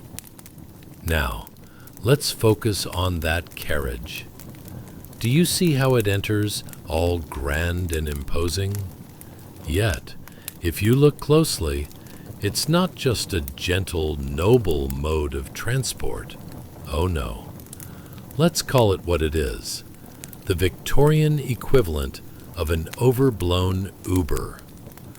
The driver looks like he's practicing for a role in a Shakespearean tragedy, while grumbling louder than the worst backstage drama. I can just imagine it.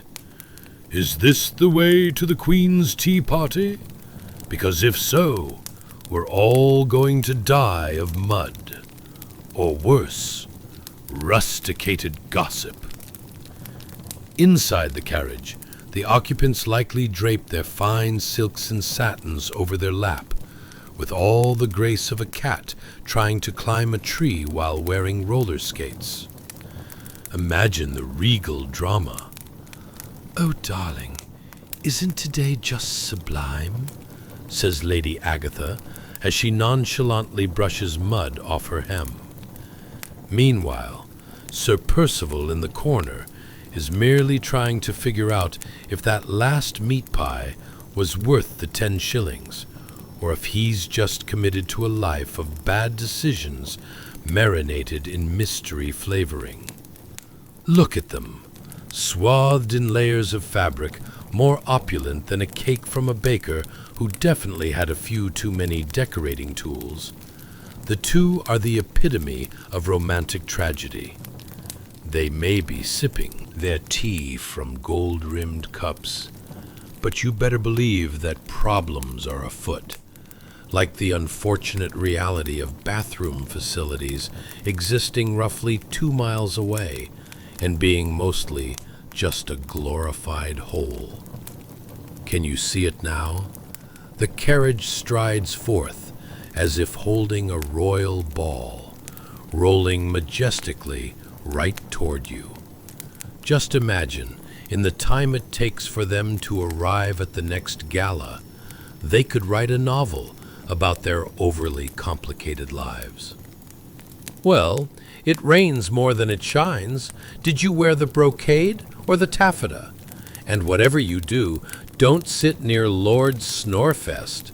He might be wearing cologne that's actually just old bacon fat." And there it goes. The carriage thunders past, sending a spray of rainwater. Water you'd think fell straight from London's skies instead of questionable buckets, right onto your freshly polished shoes. Just like that, you're no longer a simple dreamer, but rather an unfortunate participant in a Victorian slapstick comedy. But there's beauty in this absurdity, isn't there? Whether it's dodging muddy surprises from errant carriages, or figuring out whether to wade through the muck, or attempt a daring leap that would impress Olympic athletes, every encounter offers a slice of adventure. So, dear listener, as you think about how our friend Sinclair might navigate such chaos, let's allow the mess to wash over us, quite literally. Who knows? Tomorrow, you might just find yourself navigating your own sea of chaos, hopefully with far fewer horses and muddy surprises than our friends in London. Settle down now, my whimsical traveller. Dreams await amidst the chaos. Sleep well, and let the whispers of London streets weave you into a tapestry of delightful dreams. Chapter 15. The Manure Chronicles. Hey there, delightful dreamers of all things muddled and mucky.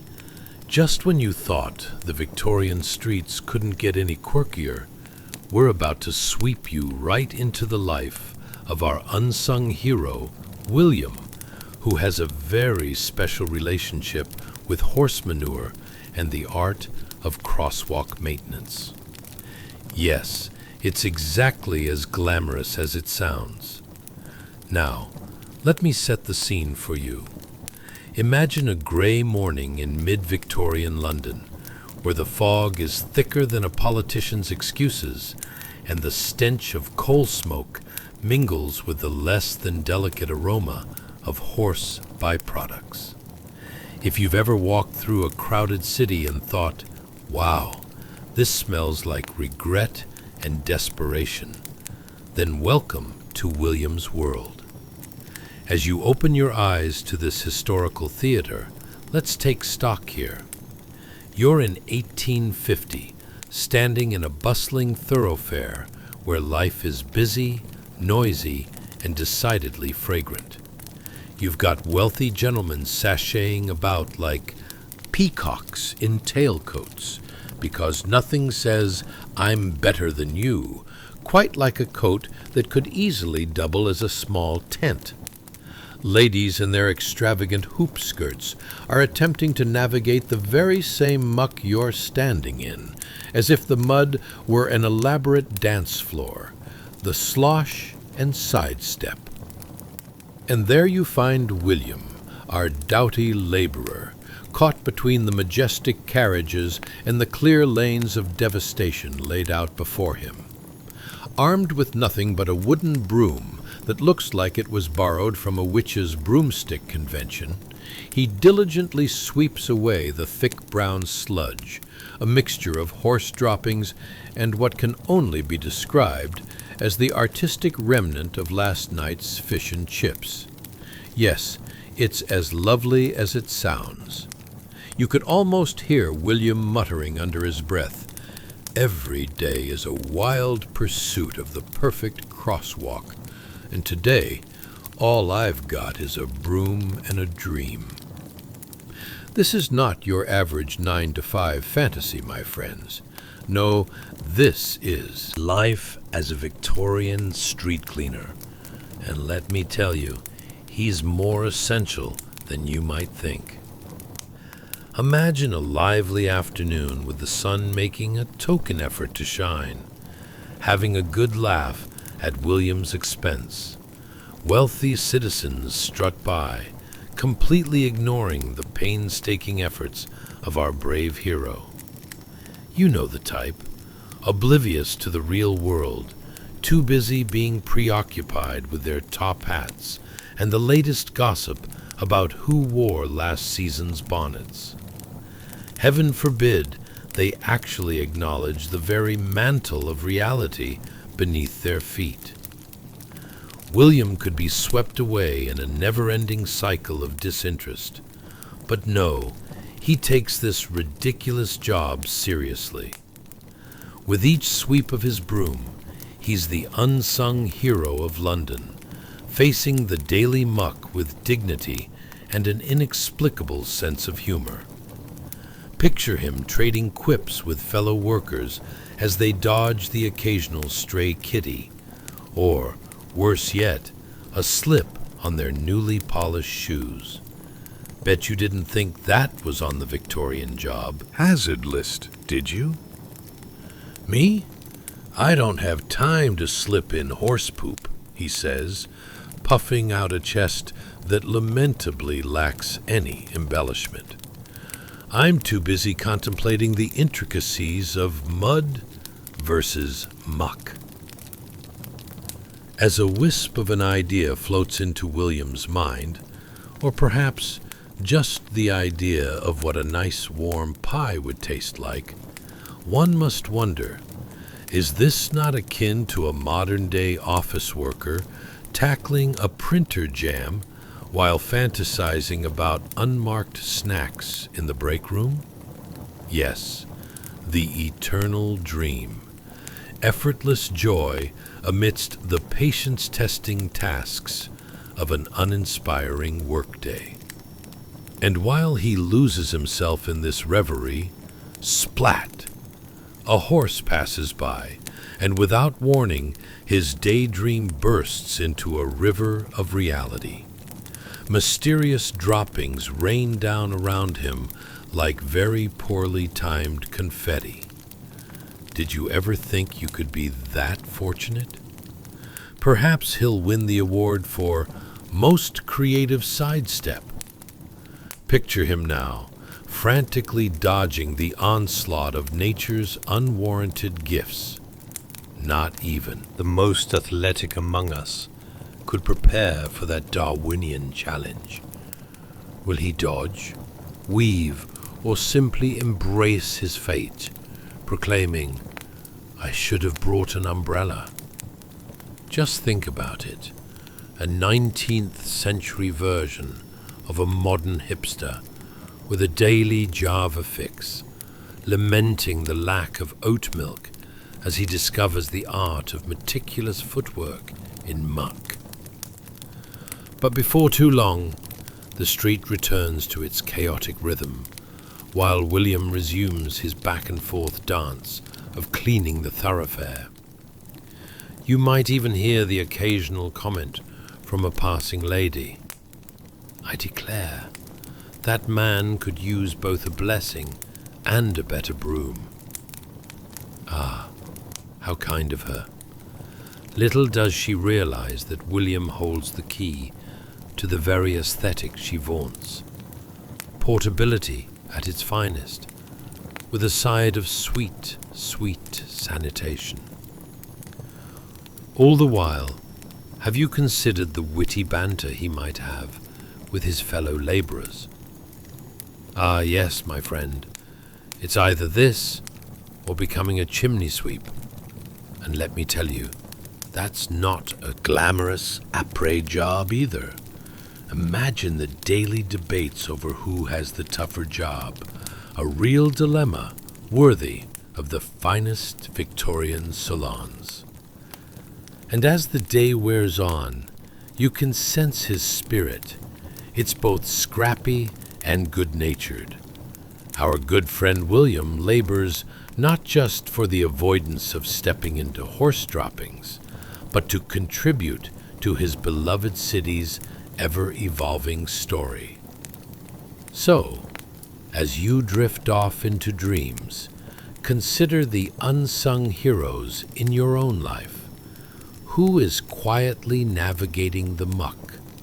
Embrace the laughter through sleep, dear listener, and remember, even among the chaos and muddy ruins, there's a silver lining, and perhaps a light-hearted chat about the ridiculousness along the way. May you find rest as profound as William's dedication to what it means to sweep through life while navigating the stormy mysteries of muck. And if you should find yourself atop a muddy puddle tomorrow, just blame it on 1850s London.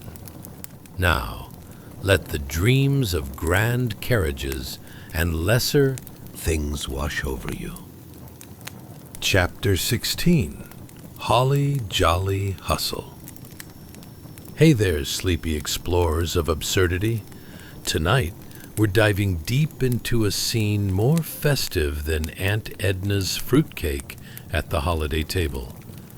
Picture this: mid-Victorian London, 1850. The air is thick with the unfortunate blend of coal smoke and the aroma of questionable street food. But wait, what's that in the distance? Is it a choir of jubilant holiday carolers? No, it's the strangled scream of a street seller. Ah, winter greens are in the air. But before we plunge into this quirky street-side encounter, take a moment to cozy up. Whether you're nestled in your favorite blanket or fidgeting on a chair with questionable lumbar support, now's the time to grab your snacks and dim those lights.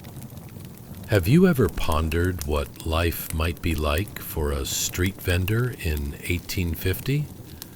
How would you keep your wares warm when the very air hurts your face? Ever tried shouting at strangers to buy your goods while dodging the occasional rogue pigeon? What would you do if a horse just decided to drop a fresh surprise on your meticulously arranged holly and berries? Spoiler alert, this was a year not known for fur-lined booths and heating lamps, but for tenacity, a dash of chaos, and maybe a bit of humor. Congratulations, dear listener. You've just woken up in 1850 London, where the fog clings to your lungs like an unwelcome guest at a party. Look around. You can almost hear the hustle and bustle of life, punctuated by the occasional shriek from an unfortunate passerby who just discovered that stepping in something less than pleasant is practically a rite of passage here. As you pull your shawl tighter around your shoulders, You see her, a woman with a tattered shawl, the kind that looks like it's survived more winters than a hedgehog with a thick wallet. Her hair's a wild halo, and her cheeks glow brighter than a butcher's fist after a well-aimed jab. She's got her hands full of vibrant green holly adorned with glistening red berries, like little drops of holiday cheer on a backdrop of despair. "Buy your winter greens," she calls out, her voice a melodious entreaty that cuts through the din of the city like a knife through hard butter. "Fresh holly for decoration, red berries for your Christmas cheer." But let's be honest, you can't help but wonder if she means cheer or if this is more a cry for survival. Picture this. Her stall, if it can be so called, is a rickety crate balanced precariously on a cobblestone street, like a bad idea that refuses to die. Customers shuffle past, wrapped in their own insecurities and layers of wool that were likely made from sheep who had their own reservations about this bitter weather. "Holly, get your holly here," she shouts again, probably knowing full well she could make more noise than a marching band on parade day. The modern-day equivalent? Think of a farmer's market influenced by winter, but only half as pleasant. Imagine trying to sell a vegetable variant of a sad Instagram post, while everyone else is busy trying to find happiness in overpriced lattes and yoga classes that start with namaste. The street seller's wares clash with the stark backdrop of London town, a town painted in various shades of gray, with occasional pops of color from newspapers as they flutter away like confused pigeons. "4 pence for a bunch," she yells, waving her arms like a mad conductor, orchestrating a very confused orchestra made entirely of rotting vegetables and unsold wares. "Look at this festive greenery. It smells fresher than my neighbor's last attempt at roast chicken." And just like that, you can feel the tension of the trade, the delicate dance of salesmanship, where each shout holds more ambition than an aspiring painter in the Louvre. Yet there's something almost joyous about it. You find yourself imagining her as a Victorian fairy godmother of sorts, casting spells of "buy my greens" rather than "you shall go to the ball." As you delve deeper into this chaotic scene, consider the determination required to peddle wares amid laughter, jeers, and the occasional horse-drawn carriage, indicating that a very unfortunate day is about to unfold for anyone in its path. The vendor doesn't miss a beat, barking more sales pitches.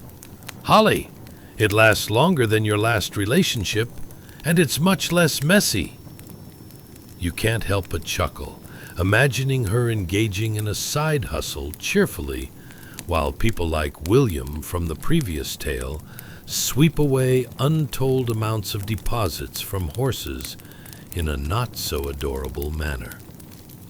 How's that for a blender of historical charm and modern complaints? People pass by, mostly indifferent, but then a little girl with an irresistible smile halts in front of her, eyes wide and sparkling with enthusiasm. "Can I buy some?" she chirps, clutching a couple of pence like they're the winning lottery ticket. The vendor beams, and for a moment all the grimness of the bustling London street dims, bringing a flicker of something approaching warmth to the frozen, fog-cloaked reality. Before long, the girl is off, clutching her bunch of holly as if it were a crown jewel, delighting in the simple joy of the moment. It's pure, unfiltered happiness, the kind you could only hope to bottle and serve at feasts throughout eternity. Meanwhile, our determined vendor waves to the retreating figure, casually eyeing the approaching pedestrians like a hawk searching for its next meal. "Holly, get your winter greens. They're cheaper than your ex's excuses," she bellows, and whether she knows it or not, she's become the very heartbeat of this bustling square, one shout at a time. The sky darkens, and you can almost taste the anticipation for whatever mischief this street vendor will incite next. But perhaps the greatest lesson here is to appreciate the absurdity of life. Even in a Victorian winter, one can take pride in the simple joys of selling holly and keeping the spirits bright, one shout at a time. So as you drift off to sleep, know this: the hustle never stops, and neither did the laughter, just like the curious curves of life that seem to make everything more interesting. Chapter 17: Copper Coins and Comebacks. Hey there, whimsical wanderers of the realm of sleep. Tonight, we're taking a delightful jaunt through a world where the aroma of roasted chestnuts mingles awkwardly with the faint whiff of, shall we say, less hygienic street activities. Welcome to mid-Victorian London in 1850. Picture it now. The sky is as gray as an overcooked piece of bread, and the streets are bustling with more characters than a Shakespearean comedy gone wildly wrong. Imagine your cheeks turning as rosy as a London rose, not from merriment, but rather from the sheer chill in the air that saps your will to live, or at least to leave your house. But hold on. Is that the squeaky sound of horse-drawn carriages rattling in the distance? Or perhaps it's just the nervous clattering of your sanity, desperately seeking some form of warmth and solace in this chaotic carnival of existence. Take a moment to cozy up. Grab your blanket tighter than a Victorian maiden clinging to her modesty, and dim those lights. We're diving into the world of street vendors hawking their wares, where bartering is a form of art and dodging horse droppings is an Olympic sport. Now, have you ever wondered what it would be like to barter for cabbage while fending off pigeons that have more street cred than most rock stars? Or imagine trying to juggle a basket of fresh produce while keeping an eye out for over-enthusiastic pickpockets. Did you remember to secure your silk purse at the waist like a true Victorian? Spoiler alert, you wouldn't last a day here, unless your primary skill is telling fortunes with very little accuracy. Congratulations! You've just woken up and landed smack dab in 1850 London, where the fog is thicker than your great-aunt's pancake batter, and life is a lesson in perseverance, patience, and a rather chaotic sense of humor. Before you stands a bustling street scene, teeming with vendors and pedestrians, who all seem to be in a perpetual state of motion, If there's an invisible race to reach, well, nowhere in particular. Look closely. There she is, a woman draped in a tattered blue velvet cloak, which might have been fashionable once, but now appears to have been involved in a street brawl with a flock of feral cats. Her matching bonnet, a delicate structure defying the elements, frames her determined face, and her hair escapes in wild, rebellious curls, as if trying to make a run for it. As she rummages through her silk purse, a luxury item that seems as out of place in this market as a peacock at a cattle auction, her fingers brush against a copper coin. A victory dance is imminent, as if she'd just found the only four-leaf clover in Southwark. With it, she plans to purchase a bundle of greens from the vendor nearby, who is shouting about fresh holly that smells sweeter than your last breakup's excuses. The air carries a mixed scent of wet straw, roasting chestnuts, and that phenomenon we like to call London fog. In other words, you have no idea if what you're inhaling might be the seasoning for dinner or just ambition gone awry.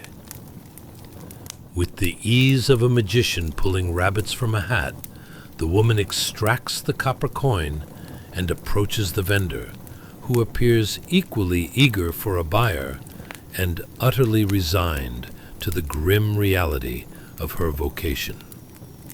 Fresh holly, good for hanging over your door, guaranteed to bring you luck, unless of course you're my husband, then it's merely decorative, she shouts, her voice ringing more true than the church bells nearby. Just envision this exchange. Our woman looks at the vendor, whose face is more animated than a stuttering puppet. 2 pence? She inquires, eyeing the vendor as if eyeing a suspect cabbage. This isn't a fancy soiree. It's a cold evening in London. Surely you'd accept a shorter price, just as gladly as I accept disappointment on a daily basis. In this very moment, you can almost feel the humor, a gentle lifting of spirits through. Muffled laughter among passers-by. Ah, the sweet dance of consumerism, you think. It's the same in my time, pricing wars, haggling, and the pregnant pause of desperate negotiation. The vendor, clearly enjoying the banter, responds, "Dearest lady, this holly lasts longer than any of my romantic entanglements, so 2 pence it is." How often do we find ourselves bargaining for life's little joys, be it a mug of tea or even a piece of hearty advice that comes with a side of sass? As the exchange unfolds, you marvel at how life ebbs and flows, much like the London fog itself, thick, dense, uninvited, yet strangely comforting. But wait, just as the deal is struck, a scrawny street urchin, dirt-smudged but with an entrepreneurial spirit that rivals Wall Street tycoons, darts past, snatching the holly before the vendor can secure it. "Free for the taking!" he yells, and off he scuttles, disappearing into the labyrinth of alleyways faster than your caffeine addiction can kick in. Life in London, where excitement lingers in the air, just like last week's potatoes. One moment you're holding your prized greens, and the next, poof, gone, along with your hopes of a festive decor. In this fast-paced bid for survival, amidst the unpredictability of 1850 London, a collective understanding forms amongst the vendors and passers-by. Humor is essential for survival, even if today's lesson will cost you a few coins and the chance to flex your sourcing skills. As you settle back into this cozy, chaotic scene, the rolling clouds of uncertainty part slightly, revealing the heart-warming truth that sometimes laughter is the best currency of all, no matter the year. So, dear listener, as sleep takes you by the hand and leads you gently away into slumber, remember the wild vendors shouting their wares, the cheeky urchin always ready to stir mischief, and the delightful shared humanity underpinning every quirky moment in this whirlwind of life. That is Victorian London. Chapter 18. The Generosity of Halfpennies. Hey there, delightful dreamers of the absurd. Tonight we're diving deeper into the merry chaos of mid-Victorian London, where a halfpenny is a hot topic and generosity is as fleeting as a respectable hat in a windstorm. Now, just picture this. You're walking here in 1850, where everything is steam-powered, or at least propelled by sheer desperation and questionable hygiene.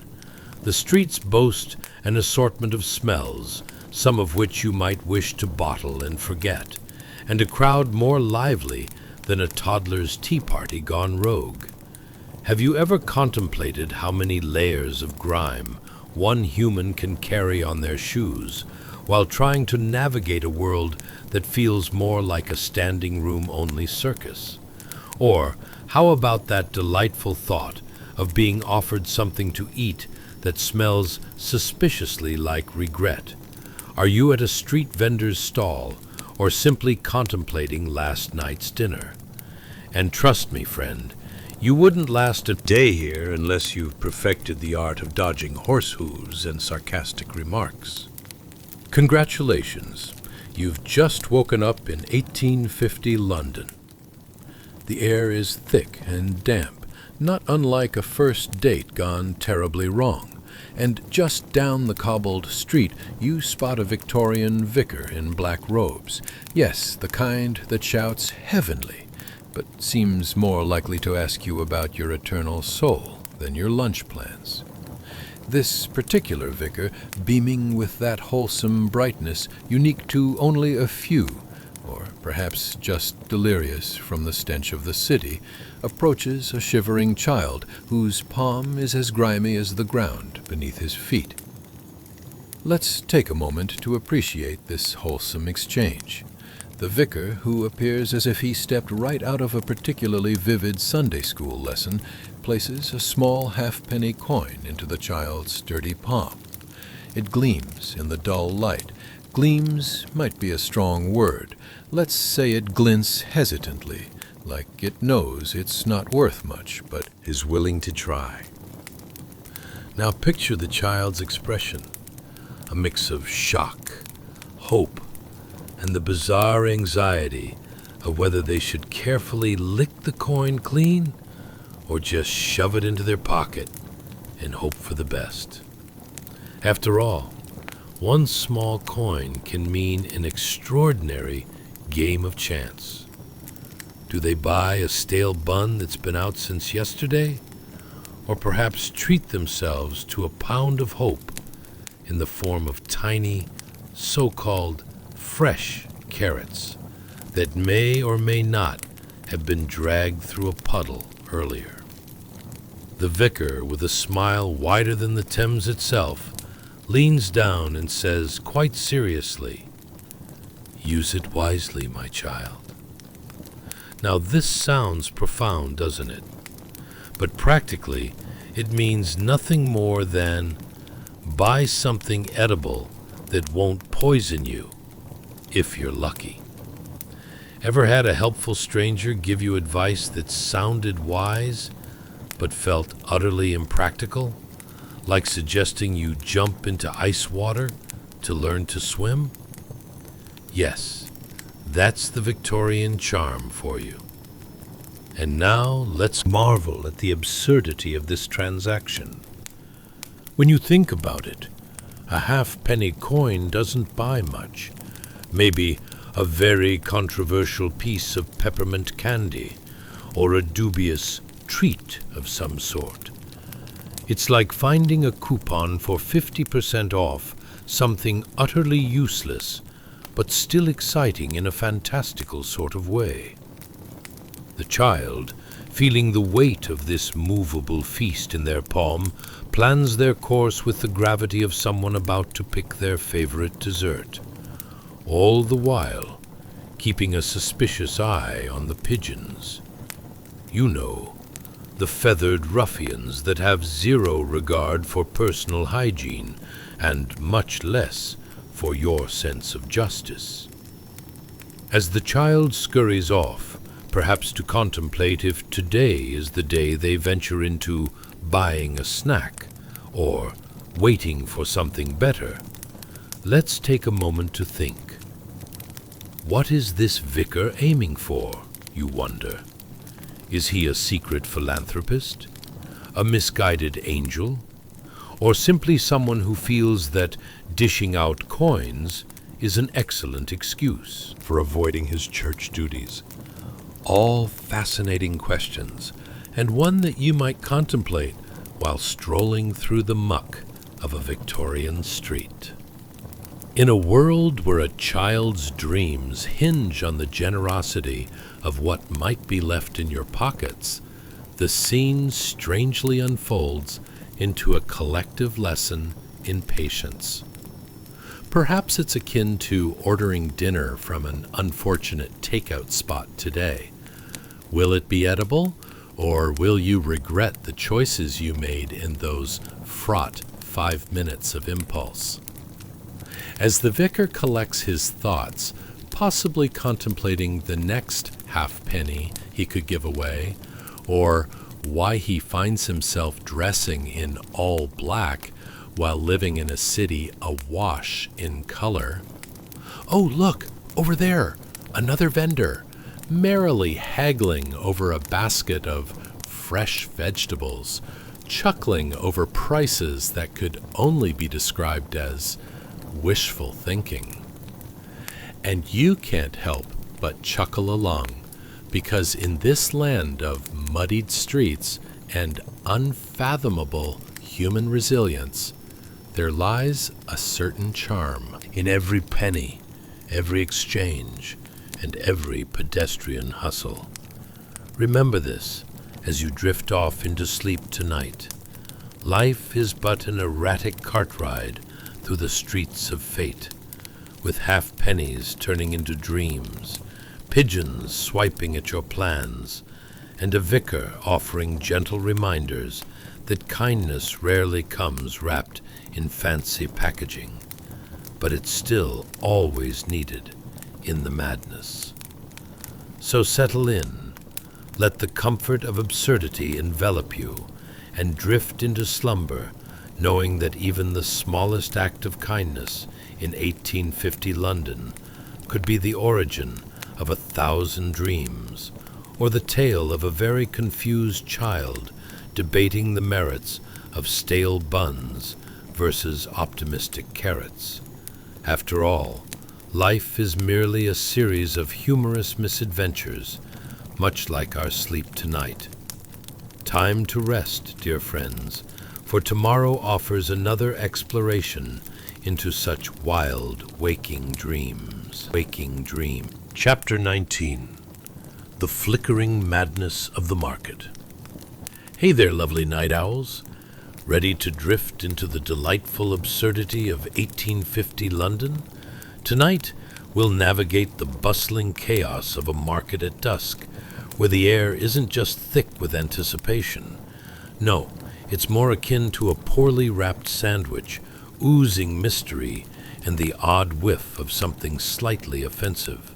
But hey, it's all part of the experience, right?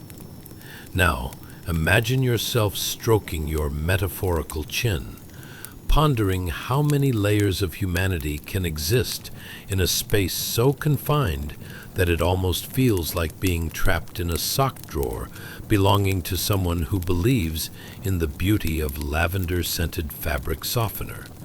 Do you ever wonder what it's like to barter for a rotten tomato rather than pay for a decent meal? Or how about grasping for change like it's a wandering spirit? In this fabulous Victorian show, You'll soon realize that the only thing as slippery as a fishmonger's advice is the fish itself, especially when it's still wriggling. And in a place where horse-drawn carriages rule the road, let's be honest, you'd be dodging dung more skillfully than a dancer at a waltz. So, congratulations. You've just stepped into the exhilarating mishmash of 1850 London streets. The gas lamps flicker with a dim green light, casting eerie shadows that seem to have lives of their own, and the mist hangs heavy, like that one awkward silence at a family reunion. It's dusk, and already the chaos is unfurling like a bargain bin rug, out of style, but undeniably colorful. Picture yourself wandering through a market that seems less like a communal hub and more like a game of human Tetris gone wildly out of control. Stalls selling everything from dubious meats to questionable fruits are intricately packed tighter than a tin of sardines. A cacophony of voices rises, louder than the arguments of a family playing board games. Everyone's trying to out-bargain everyone else, and the stakes are as high as the nearest fog-covered lamppost, which is probably a few guineas away. You can hear the vendors bellowing tales of their latest fresh catch, fresh being a relative term, about as reliable as a Sunday morning hangover. One stall is run by a particularly boisterous chap who seems to think his charm can sell you aged garlic that's off more than just its prime. "Only a penny, my dear. You can pickle this for a delicacy," he shouts, his arms flailing like a windmill caught in a Los Angeles heatwave. You can't help but wonder if he's trying to sell you the worst recipe for a disaster salad anyone has ever dreamt up. As you squint through the thickening gloom, the hints of pungent fish and overripe produce mix into a fragrance you would dub the essence of bad decisions. Ever been trapped in that one elevator with too many people and absolutely no fresh air? Welcome to your olfactory nightmare, my friend. And then there are the people, bustling, jostling, and doing their best to navigate the mass of humanity like a group of cats at a dog show. You spot a market lady, her apron much too lavish for her wares, desperately trying to shove an unidentifiable pastry into the hands of a toddler who looks like he's about to choose between this culinary experiment and millennia of bad food decisions. "Try it, love. It's delicious, I swear," she pleads as the little one looks at her as though she just suggested a leap into the Thames. But who could blame him? In a city where even the pigeons look like they've just emerged from a mud bath, choosing your snacks feels less like a quest for sustenance and more like a high-stakes gamble. Will it be pleasantly surprising, or a trip to the local apothecary for some medicinal, like it could cure your lack of common sense? You might even question if your stomach can handle this blend of courage and culinary curiosity. What if I end up smelling like last week's laundry? You ponder. Suddenly, a street performer steps into the chaos, a doomsday astrologer equipped with a gleaming crystal ball. He's shouting prophecies louder than anyone else in the market, as if trying to predict the immediate future of a potato you might dare to eat. "Beware the spud of doom," he hollers, while gesturing wildly. And in a blink, someone trips over a wayward horse droplet and lands right at his feet. Neither party seems thrilled about this unexpected, impromptu meeting. And as the evening meanders on, Gaslights linger dimly, like unwelcome thoughts trying to interrupt a good night's sleep. The mist grows thicker, swirling with an artistry that may not be appreciated until you accidentally stumble into a fishmonger's stall while dodging a wild-eyed gentleman marketing what he calls the finest pickled snail in the West. Spoiler alert. No one really needs that kind of drama in their life. As laughter erupts and shouts intertwine with the bubbling chaos of the market, you find yourself chuckling along with the madness, realizing that it's all part of the quirky charm of this historical circus. Every squashed foot, every questionable pastry, and every excited haggler weaves together a fantastic tapestry of life in 1850 London, a place where absurdity reigns supreme and laughter might just be the best currency of all. So, take a deep breath and let the sights and sounds wash over you like a warm blanket on a chilly evening. Amid the flickering gas lamps, a cacophony of life unfolds all around you, offering sweet absurdity and a show that proves that sometimes, even in the heart of chaos, you can find a glimmer of charm in every half-baked moment. Let yourself drift, dear dreamer, into the warmth of the laughter hiding in these bustling streets, for tomorrow we'll explore the depths of these delightful mysteries even further. Chapter 20. The Copper Coin Conundrum. Ah, the thrill of commerce. Nothing crackles with excitement quite like a small pile of copper coins resting on a rough wooden table, right? I mean, one could almost hear the metallic clinking whisper secrets like a group of gossiping hedgehogs. In 1850 London, those few pennies weren't just shiny tokens of trade. They were the hard-won rewards of sweat and labor, more like the cherry on top of a monstrous sundae of mischief and muddle. Imagine this. You've just toiled all day, dodging horse hooves and the occasional flying potato in the bustling streets, and now you're staring at those gleaming pennies, weighing your options like a medieval knight, deciding between dragon slaying and freelance knitting.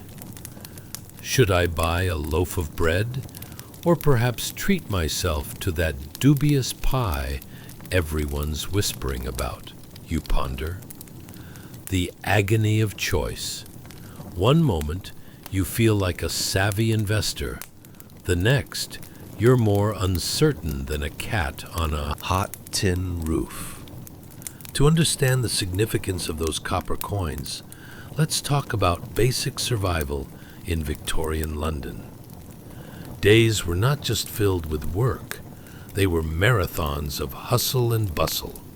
You either rolled with the punches or ended up on the wrong end of a caricature by some poor artist trying to capture the essence of desperation. Picture this.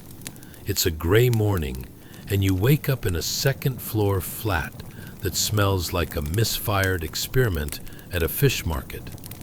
It's enough to make you wish you could pay someone to air out your life. Between dodging the peculiar smells wafting through cracked windows and leaky roofs, bless those piles of straw that served both as your floor and a natural flea circus, life felt like one long puzzle without an image on the box. But through it all, those copper coins glimmered like the promise of a future meal. Will I grab a steaming potato at Mrs. Plunkett's, or should I risk my stomach on a hasty meat pie, deliciously questionable? Your culinary options felt like playing Russian roulette. A little adventure was appealing, but a good bout of food poisoning didn't sound like a fun Tuesday. And let's not forget the dreadful art of bartering.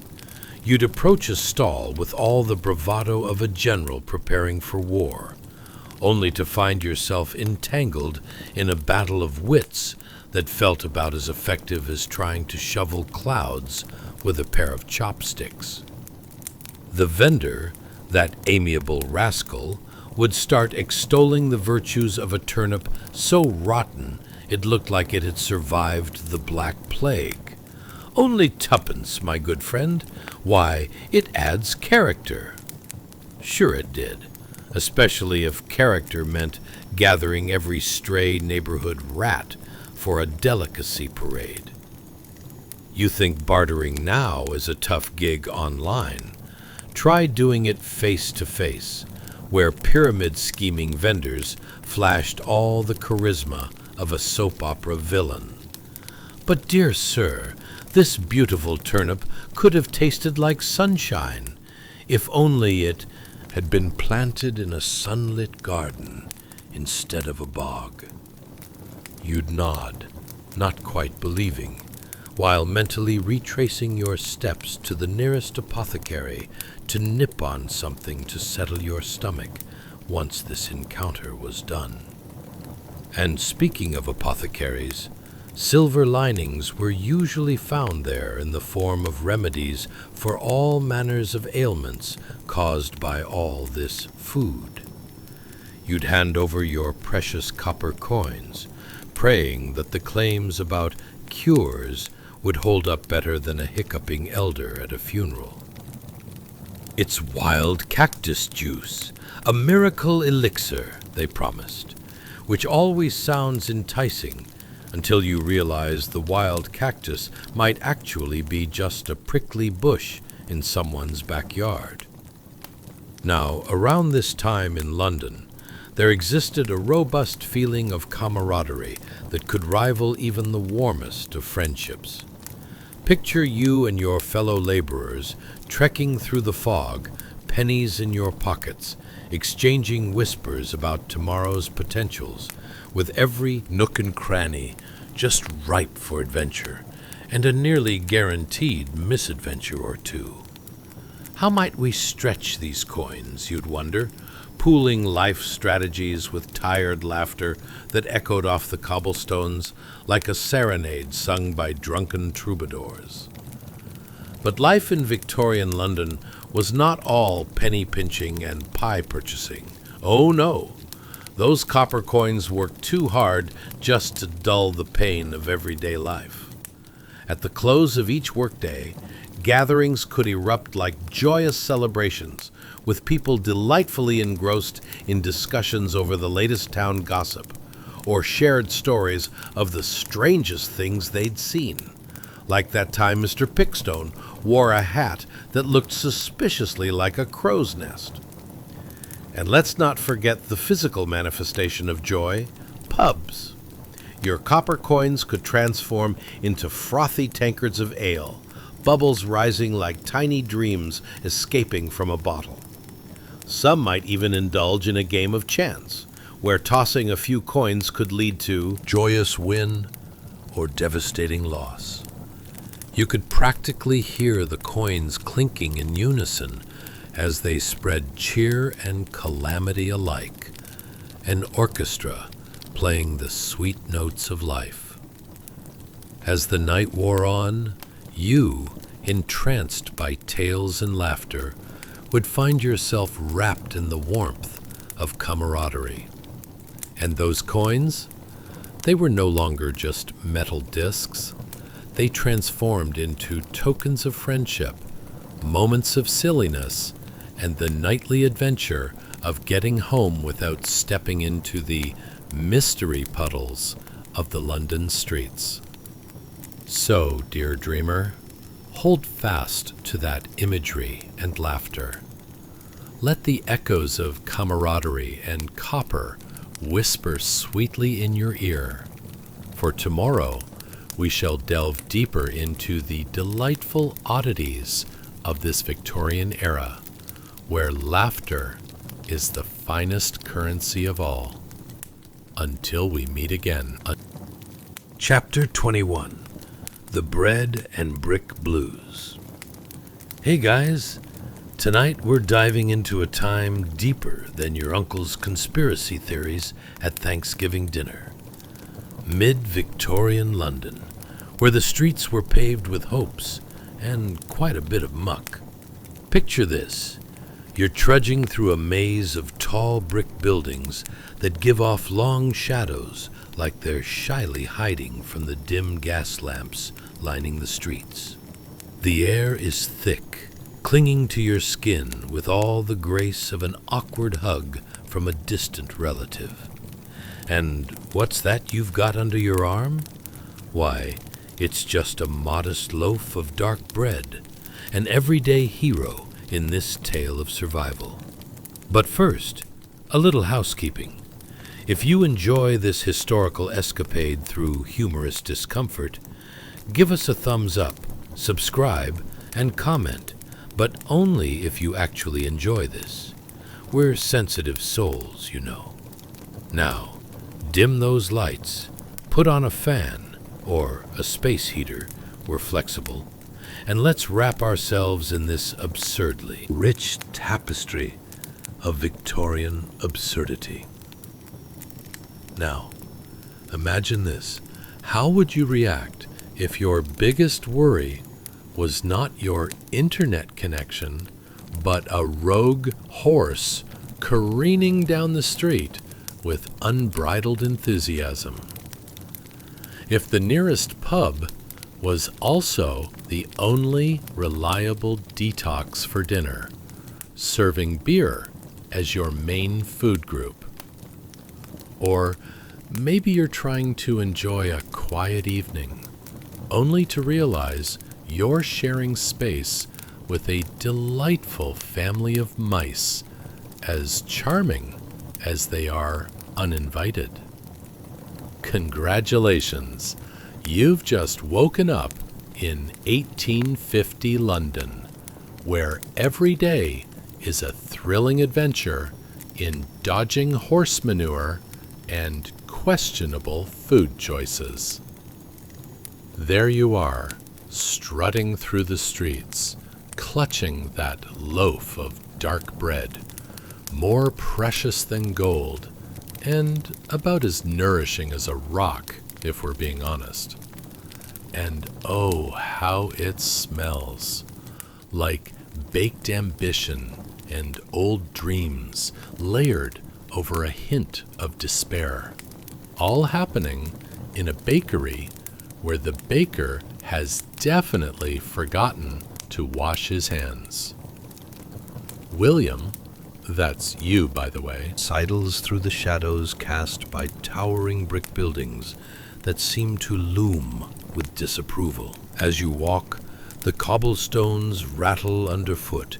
After all, they've seen better days, just like your sense of optimism. Each step is a reminder that even the ground beneath your feet has a story, usually one involving broken ankles and sudden trips to the apothecary, where happy promises of cures might come with side effects like spontaneous yelling or an uncontrollable urge to dance the can-can. Let's pause for a moment to discuss that loaf of bread, shall we? This isn't your artisan sourdough baked with love and a sprinkle of Instagram-worthy toppings.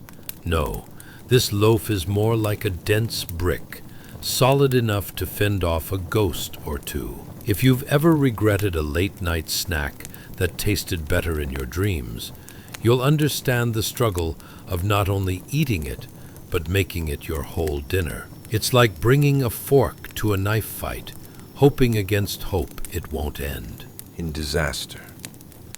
But you carry that loaf with pride, as though it holds the secrets of the universe, or at least the secrets of last week's potato rations. Every now and then, a pigeon eyeing your bread gives you pause. its beady eyes glinting with hunger and desperation. You're not sure if it's judging your life choices or merely coveting your meal. But one thing is for certain.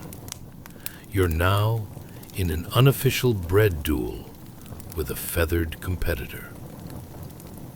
Ah, the sounds of London. Horses whinnying as they prance about. Street vendors calling out their wares with more enthusiasm than the average person could muster for a Monday morning meeting. Get your hot pies, savory meat pies, guaranteed no rat hair, at least not too much. Life is an endless cacophony of chaos, and here you are, firmly ensconced in the middle of it, loaf firmly in hand. But as twilight begins to creep into the city, it brings with it the ambience of deep shadows and the distinct smell of regret. That unfortunate odor wafting from the alley where old vegetables meet the creative ambition of hopeful street urchins. They thrived on finding beauty in the seemingly unimportant and discarded, much like your aunt at a yard sale looking for vintage treasures that will eventually clutter her attic. You approach your modest abode, and as you walk through the entrance, a familiar sight greets you. A pile of laundry that looks suspiciously like an overstuffed hedgehog, a smear on the floor that blurs the lines between dirt and lifestyle choice, and the faint echo of your last good decision. Now on a long vacation, probably somewhere sunny and far away. That loaf of bread isn't merely a meal, it's a symbol. Much like your boiling resentment at having to deal with every aspect of the worst landlord on earth, who insists you call him sir, but behaves like he buried his last sense of decency somewhere near episode 4 of the Great British Bake Off. As you settle in for the evening, you'll take solace in the simplicity of your situation, a humble abode filled with the smells of the day, the dim light of flickering candles providing an otherworldly glow, and maybe a few rodents who are just trying to get by, much like yourself. In the grand scheme of 1850 London, you've made a significant choice that few could appreciate, choosing dark bread over your last inclination to join the ranks of pie enthusiasts. So, in tonight's pursuit of comfort, remember, dear listener, life in mid-Victorian London may be tough, but you've mastered the art of navigating brick and shadow, with a loaf of bread as your trusty companion. And who knows, perhaps tomorrow those city streets will have more surprises in store, like a friendly baker, or the elusive promise that one day that loaf might actually taste like bread instead of a doorstop. Until then, enjoy the dance of shadows and murky alleyways, and maybe learn to consider a pigeon a potential friend. After all, survival here is an art form, much like crafting a witty response to the inevitable "Do you have any bread?" question you'll face as you drift into dreams. Chapter 22, The Cozy Coal Catastrophe. Hey guys, tonight we're diving into something warmer than your great-aunt's herbal tea, yet still somehow colder than your socially awkward friend at a party. The intriguing, if not utterly absurd life in mid-Victorian London, more specifically, a typical night at home. Imagine stepping into a room that's less quaint cottage and more slightly less chaotic version of a rat-infested art installation. Picture this. You're nestled in a tightly packed tenement, one of many bricks in the towering labyrinth. The kind of place that whispers secrets of survival while simultaneously holding its breath due to the pungent fragrance of dampness and desperation. The small iron stove in the corner is valiantly puffing away, exhaling puffs of smoke that curl like lazy cats, while the glowing red embers dance to a tune only they can hear. One that you're convinced is either the soundtrack of a Victorian drama or some sort of coal-induced fever dream. Now, let's play a little game, shall we?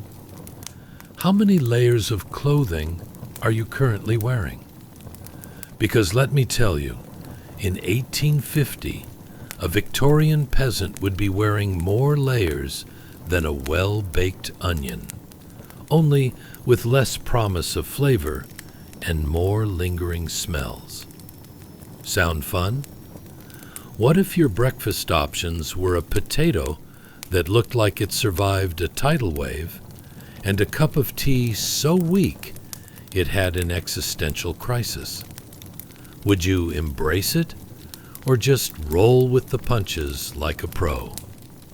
Ah, you're shaking your head, realizing that you wouldn't last a day in this bizarre age. Congratulations, you've just woken up in 1850 London, where coal is king and warmth is merely a suggestion. Oh yes, that tiny iron stove, your celebrated culinary companion and, unbeknownst to you, the bane of your life. It struggles to warm the frigid corners of your room, where long-forgotten dreams of comfort huddle together like cold mice, flitting just out of reach. You plop down On your almost functional chair, more like a medieval form of torture than a piece of furniture, and gaze upon the flickering flames. What would I give for a bit of a breeze right now? The stove seems to sigh. Then it coughs, a sound reminiscent of someone who just tried to speak to their crush after way too long. Let's talk about the air, shall we? It hangs heavy, thicker than a pot of porridge left unattended on the stove. Every breath feels like you're inhaling a fine soup of smoke, coal dust, and a sprinkle of something that might be a small rat trying to escape the clutches of misfortune. Can you smell that? It's a delightful concoction of warming coal and desperation, mixed with the sweet nostalgia of burnt dreams. Ah, the aroma of Victorian living. Nothing says, "Come, settle in," like a whiff of soot mixed with the hint of threat from the bit of coal going rogue in the stove. By now, the cold is inching its way into your bones, each shard a reminder that heating is overrated and likely reserved for the elite. Besides, what's better than practicing breath control with your lungs clenching? A warm coat would help, but remember, your sole luxury is this beloved and often underperforming stove, which is really just a metal box that makes big promises but fulfills them about as well as an untrained dog fulfilling its pooping responsibilities during a walk. And oh, how this little marvel graces the humble abode with its presence. One moment, it's a glowing beacon of hope.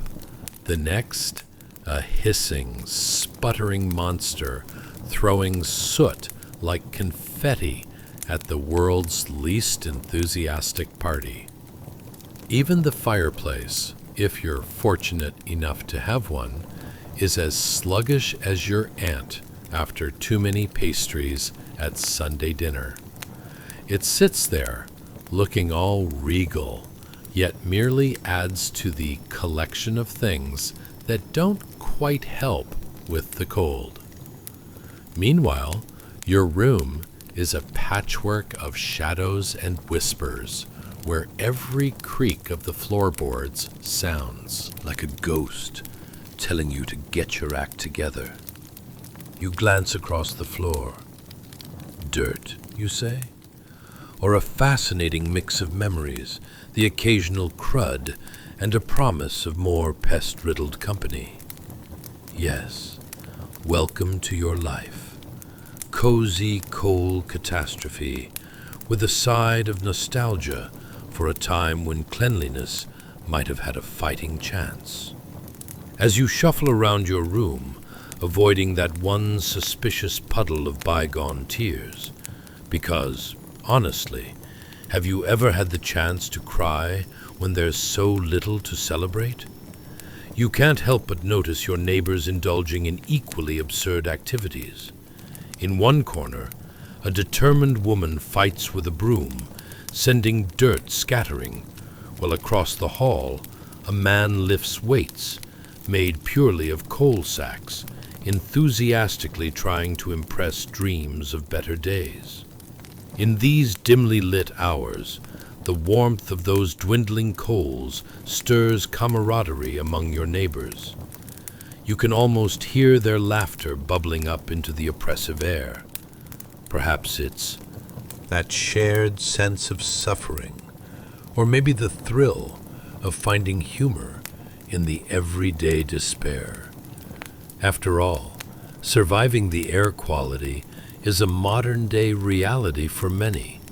Here, in the Victorian era, the same sentiment translates to dodging hangry rats while huddling near a stubborn stove, exhaling smoke, as if it's auditioning for the role of Best Supporting Actor in a Tragedy. As you settle in to face the night, reduce your worries to those familiar ember flickers. Just know that tomorrow, if your stove deems it worthy, it might actually offer warmth instead of just judgment. And maybe, if fate smiles down upon you and the coal remains resilient, you'll find solace in absurdly common interactions with your neighbors, sending sparks of laughter through the haze of coal-dusted asthma. So here's wishing you cozy dreams, mostly free of rodent interlopers and the lingering regrets of your life choices. Ah, the sweet dust of history, where every moment unfolds like a captivating patchwork quilt of comical survival. Rest easy, dear listener, knowing tomorrow is just another opportunity for absurdity wrapped in the comforting embrace of a thin blanket and just enough coal to keep you wondering, how in the world do they do this every day? Chapter 23, A Feast for the Feathered Fowl. Hey guys, tonight we are about to embark on a journey that's more decadent than a Christmas pudding in July, and yet somehow more wretched than the city's sewer stench. A typical evening in a Victorian family home circa 1850. Imagine, if you will, stepping across the threshold of wealthier living, where lavish banquets contrast sharply with the faintest echoes of coal-encrusted survival. Picture this. You've just emerged from a grimy tenement, like a caterpillar metamorphosing into a bewildered butterfly, only to find yourself peering through a large glass window. A rare sight, I assure you.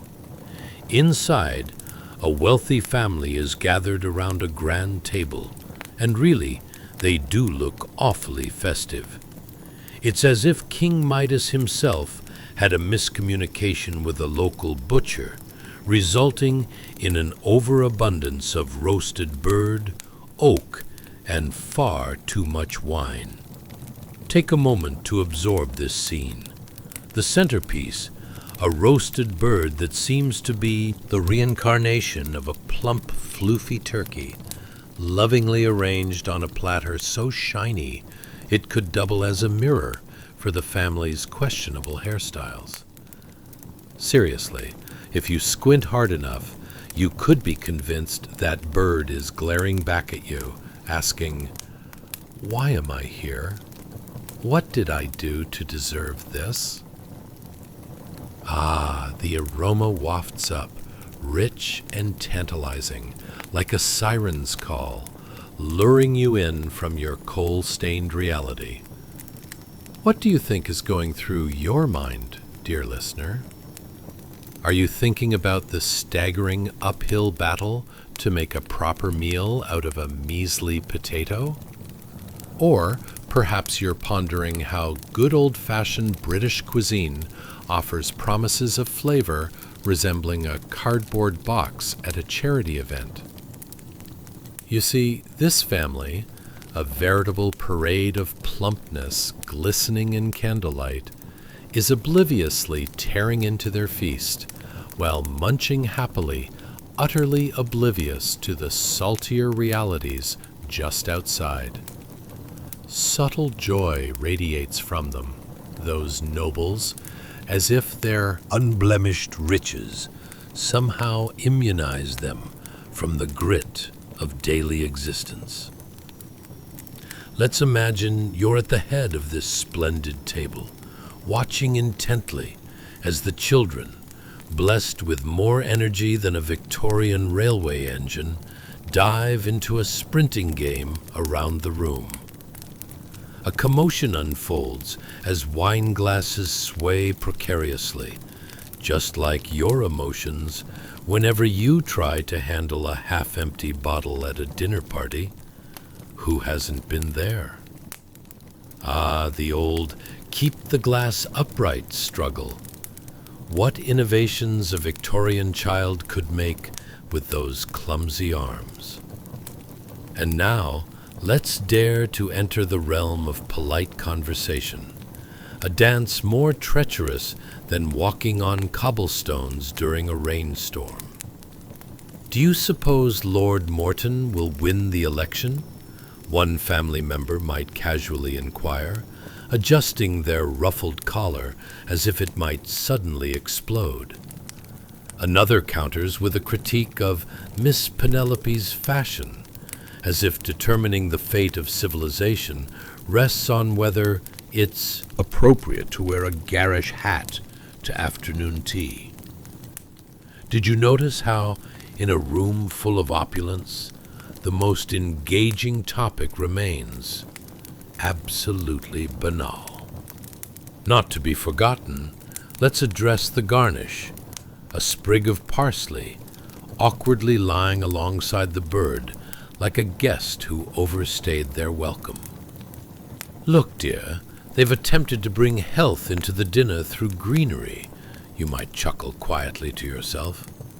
Nature, bless her heart, didn't stand a chance on this evening.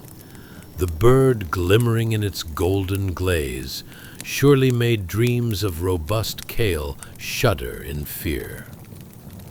And oh, the clinking of fine china. It captures the musical essence of frivolity, light-hearted, yet echoing with a dreadfully familiar ring of pretentiousness. Every clink is reminiscent of brittle bones rattling in laughter, or perhaps just your poor neighbor trying to smack one of those evasive rats with an elegant teacup. You have to give them credit. Balancing culinary delights with pest control is no small feat. As they dig into their feast, the family's laughter dances above the smoke of a crackling fireplace, where a fire blazes like an overzealous sparkler. Bizarre, but beautiful. You might even hear the sporadic crinkle of a napkin and the laughter of children who are undoubtedly fighting over the real prize, a sticky, gooey fig pudding anticipated with the reverence of a holy grail. How quaint and absurdly luxurious. Fig pudding. What rebellious essence. But remember, if eating is an action of love, who thought inviting figs to the mix would enhance the recipe for disaster? Now, dear listener, take a moment to consider, would you really want to be part of this scene? What happens if one of the guests accidentally confesses their deepest secrets, only to find your head buried in a fig pudding dilemma? What if this family's supply of wine had mysteriously turned into a fine, earthy vinegar? The horror. As the spectral whispers of children reach a crescendo, accompanied by a grand toast of goodwill, the air thickens, filled with more festive cheer than a public holiday. And yet, beyond the glass, all is not as it seems. The children resume their antics, ducks quacking near the pond, completely oblivious to the layers of grime coating the window through which you gawk. In this moment, however fleeting, your ears quiver in delight, as if they've just heard that warm sprinkle of laughter transitioning into the stillness of your meditative sanctuary. So, take a deep breath. Drift into the essence of that Victorian laughter from the other side of the glass, feeling the warmly kindled contrast to the cold irony of life just outside. Tonight, may your dreams drench in the joys and absurdities of a Victorian feast, reminding you that while the rich might dine clumsily on roast fowl, the real feast lies in the humor of survival, even if it's only over a respectable potato and a dash of fig pudding. Sweet dreams, dear listener. Banquet's warmth is yours to embrace, all wrapped up in the quirks of a history that feels hilariously close and just beyond the pale. Chapter 24. Huddled Heroes of Victorian Winter.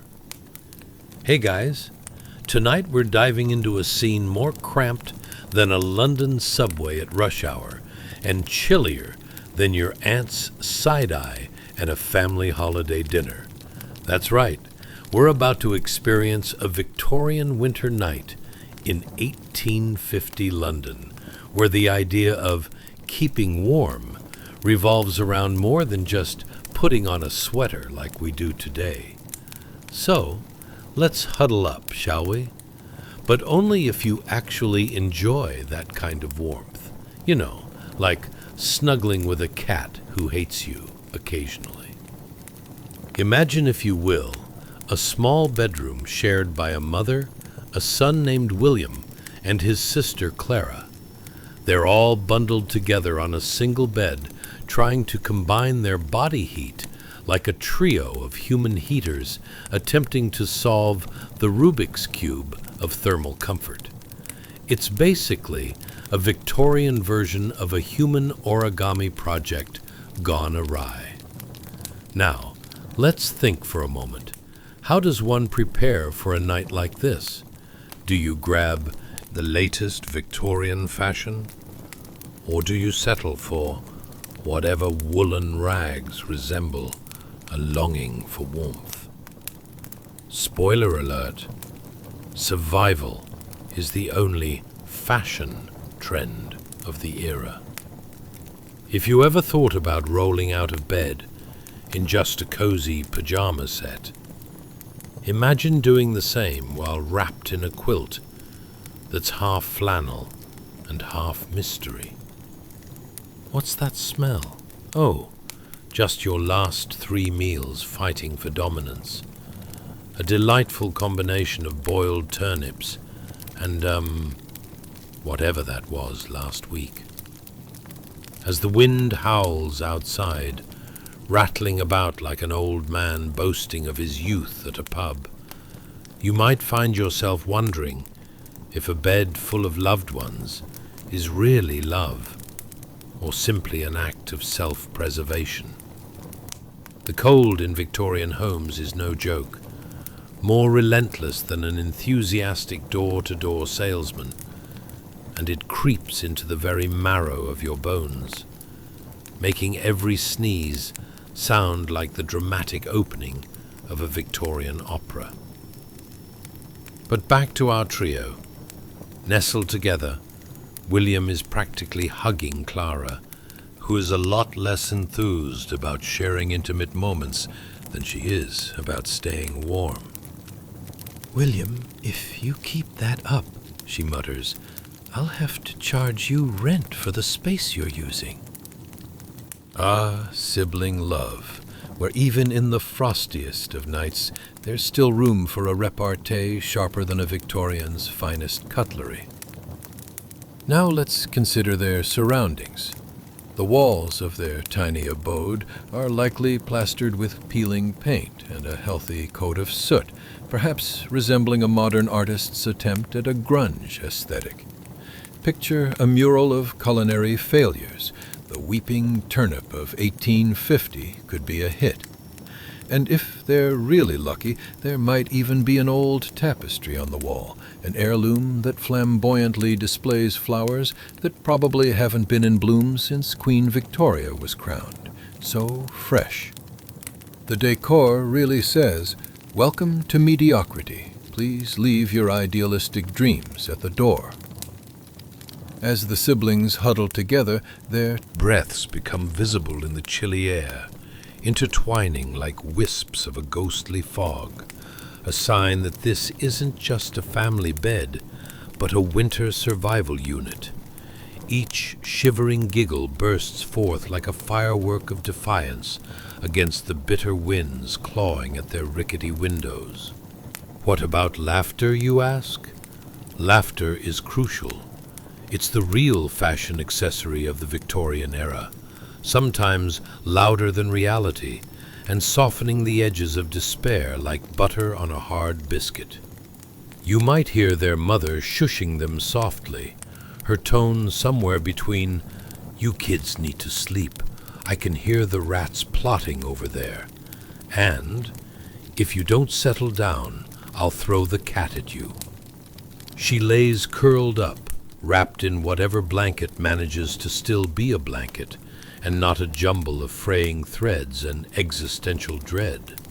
And just then, an eerie howl pierces the night, sounding as if a banshee is auditioning for a winter-themed musical number. Ah, yes, you might think.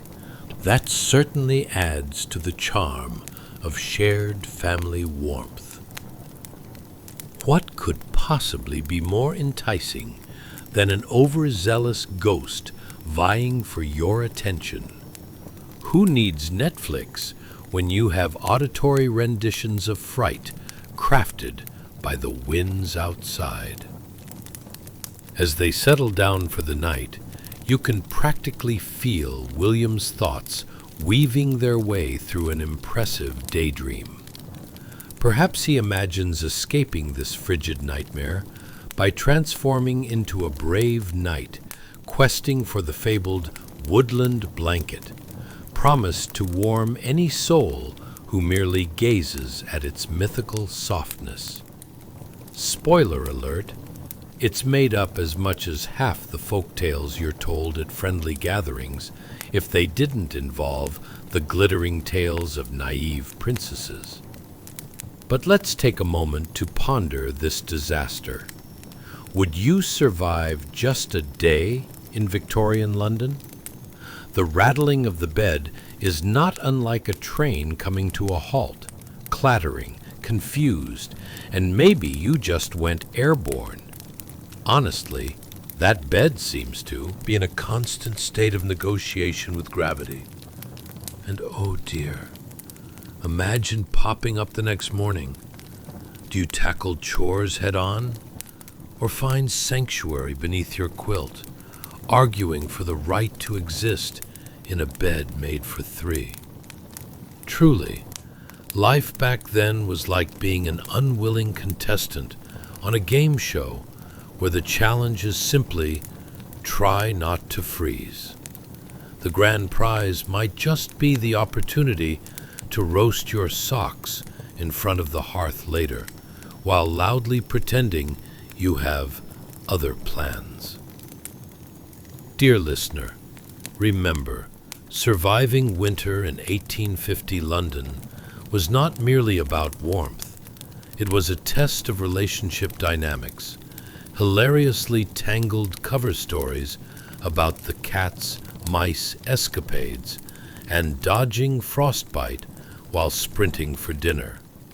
So huddle close as we venture deeper into this expertly woven tapestry of hardships laced with mirth, all while trying to keep warm in the extraordinary absurdity of Victorian life.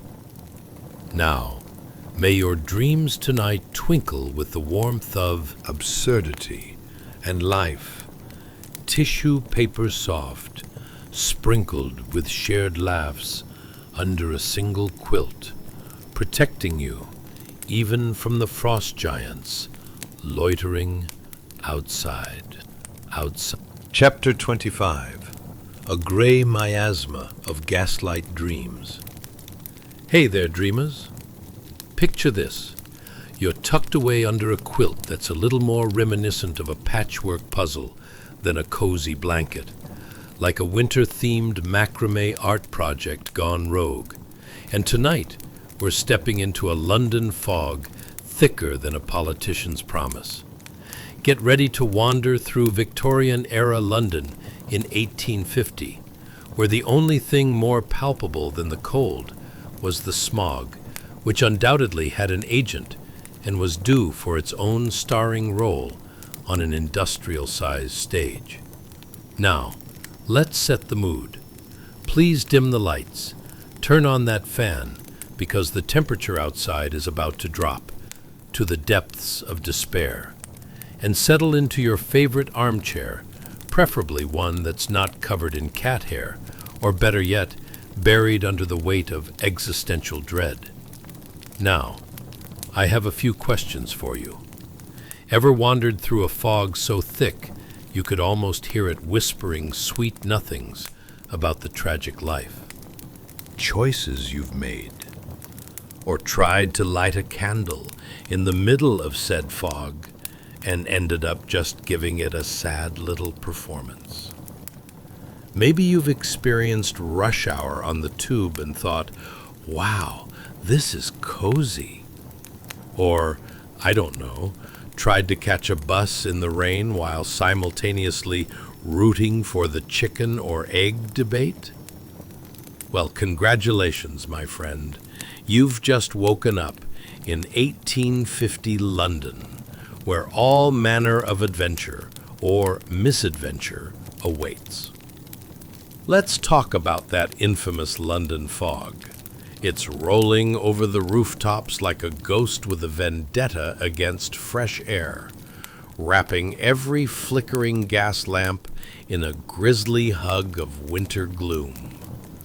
You step outside and find it's not even a proper fog, but more like a heavy blanket of indifference that settles over the city, making even the bravest pigeon reconsider their life choices.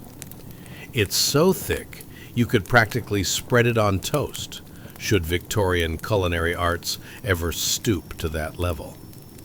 Now, as you stroll down the damp cobblestones, your nose is assaulted by the mixed aroma of coal smoke, unidentifiable street food, and the vague, haunting memory of last week's cabbage. Each breath feels like a fragile agreement you're making with the universe. I promise not to cough loudly if you promise to let me find my way home. Ah, the sights and sounds, the dreamy glow of gas lamps bathing the streets in a sickly yellow hue, reminiscent of cheese left out too long at a picnic, and the distant clatter of horse-drawn carts rumbling by. Imagine a symphony composed entirely of horse hooves and the occasional disgruntled shout from a street vendor lamenting their fate. It's a blend of city life that feels like a bad theatrical performance, chaotic and yet somehow fascinating. Now, let's look at the people.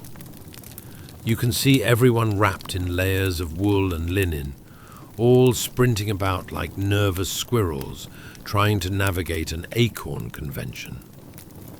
Furs are illegal for the common folk, but that doesn't stop everyone from wearing any furry animal scraps they can find, including, yes, a possible raccoon tail here or there. Chic or shocking, you might ask? The answer is, quite simply, both. And speaking of people, have you ever seen a Victorian pedestrian slip and slide through what can only be described as a frosty mélange of mud? It's less of a graceful glide and more of an embarrassing dance number performed on an ice rink that mysteriously appeared in a back alley. One moment, you're just trying to get your newspaper, and the next, you're a multifaceted tragedy in motion, limbs flailing as you become the confused center of attention. It's a performance worthy of the West End. Oh, and let's not forget about the noises, the cries of street hawkers trying to sell everything from fish pies to questionable remedies for the vapors fill the spaces between bursts of laughter and chattering teeth. Madam, I assure you, these will cure any ill from cough to make-believe sadness. They might as well be offering you mind-reading services alongside, because who wants to explain the state of their romantic life when you can simply buy some soda water and call it a night? Now all of this glorious chaos creates a vibrant backdrop against which our dear friend William and his sister Clara maneuver. Out of that thick atmosphere, you can practically see them emerge, a pair of siblings dodging the drudgery of everyday life, bantering about anything and everything. Clara, do you think the fog has feelings? William asks, peering into the thick gray. It's just jealous we're having all this fun. I'm sure of it. And as you stroll along, you might encounter the scene of a poorly executed public debate about whether or not gas lamps, now installed in every corner of London, were indeed the height of Victorian technology, or just the city's latest energy crisis waiting to happen. My dear listeners, as we drift through this evening's haze, remember, life in 1850 London wasn't merely existing. It was wading through a thick soup of absurdity, where each step forward could mean anxiety, hilarity, and surprise.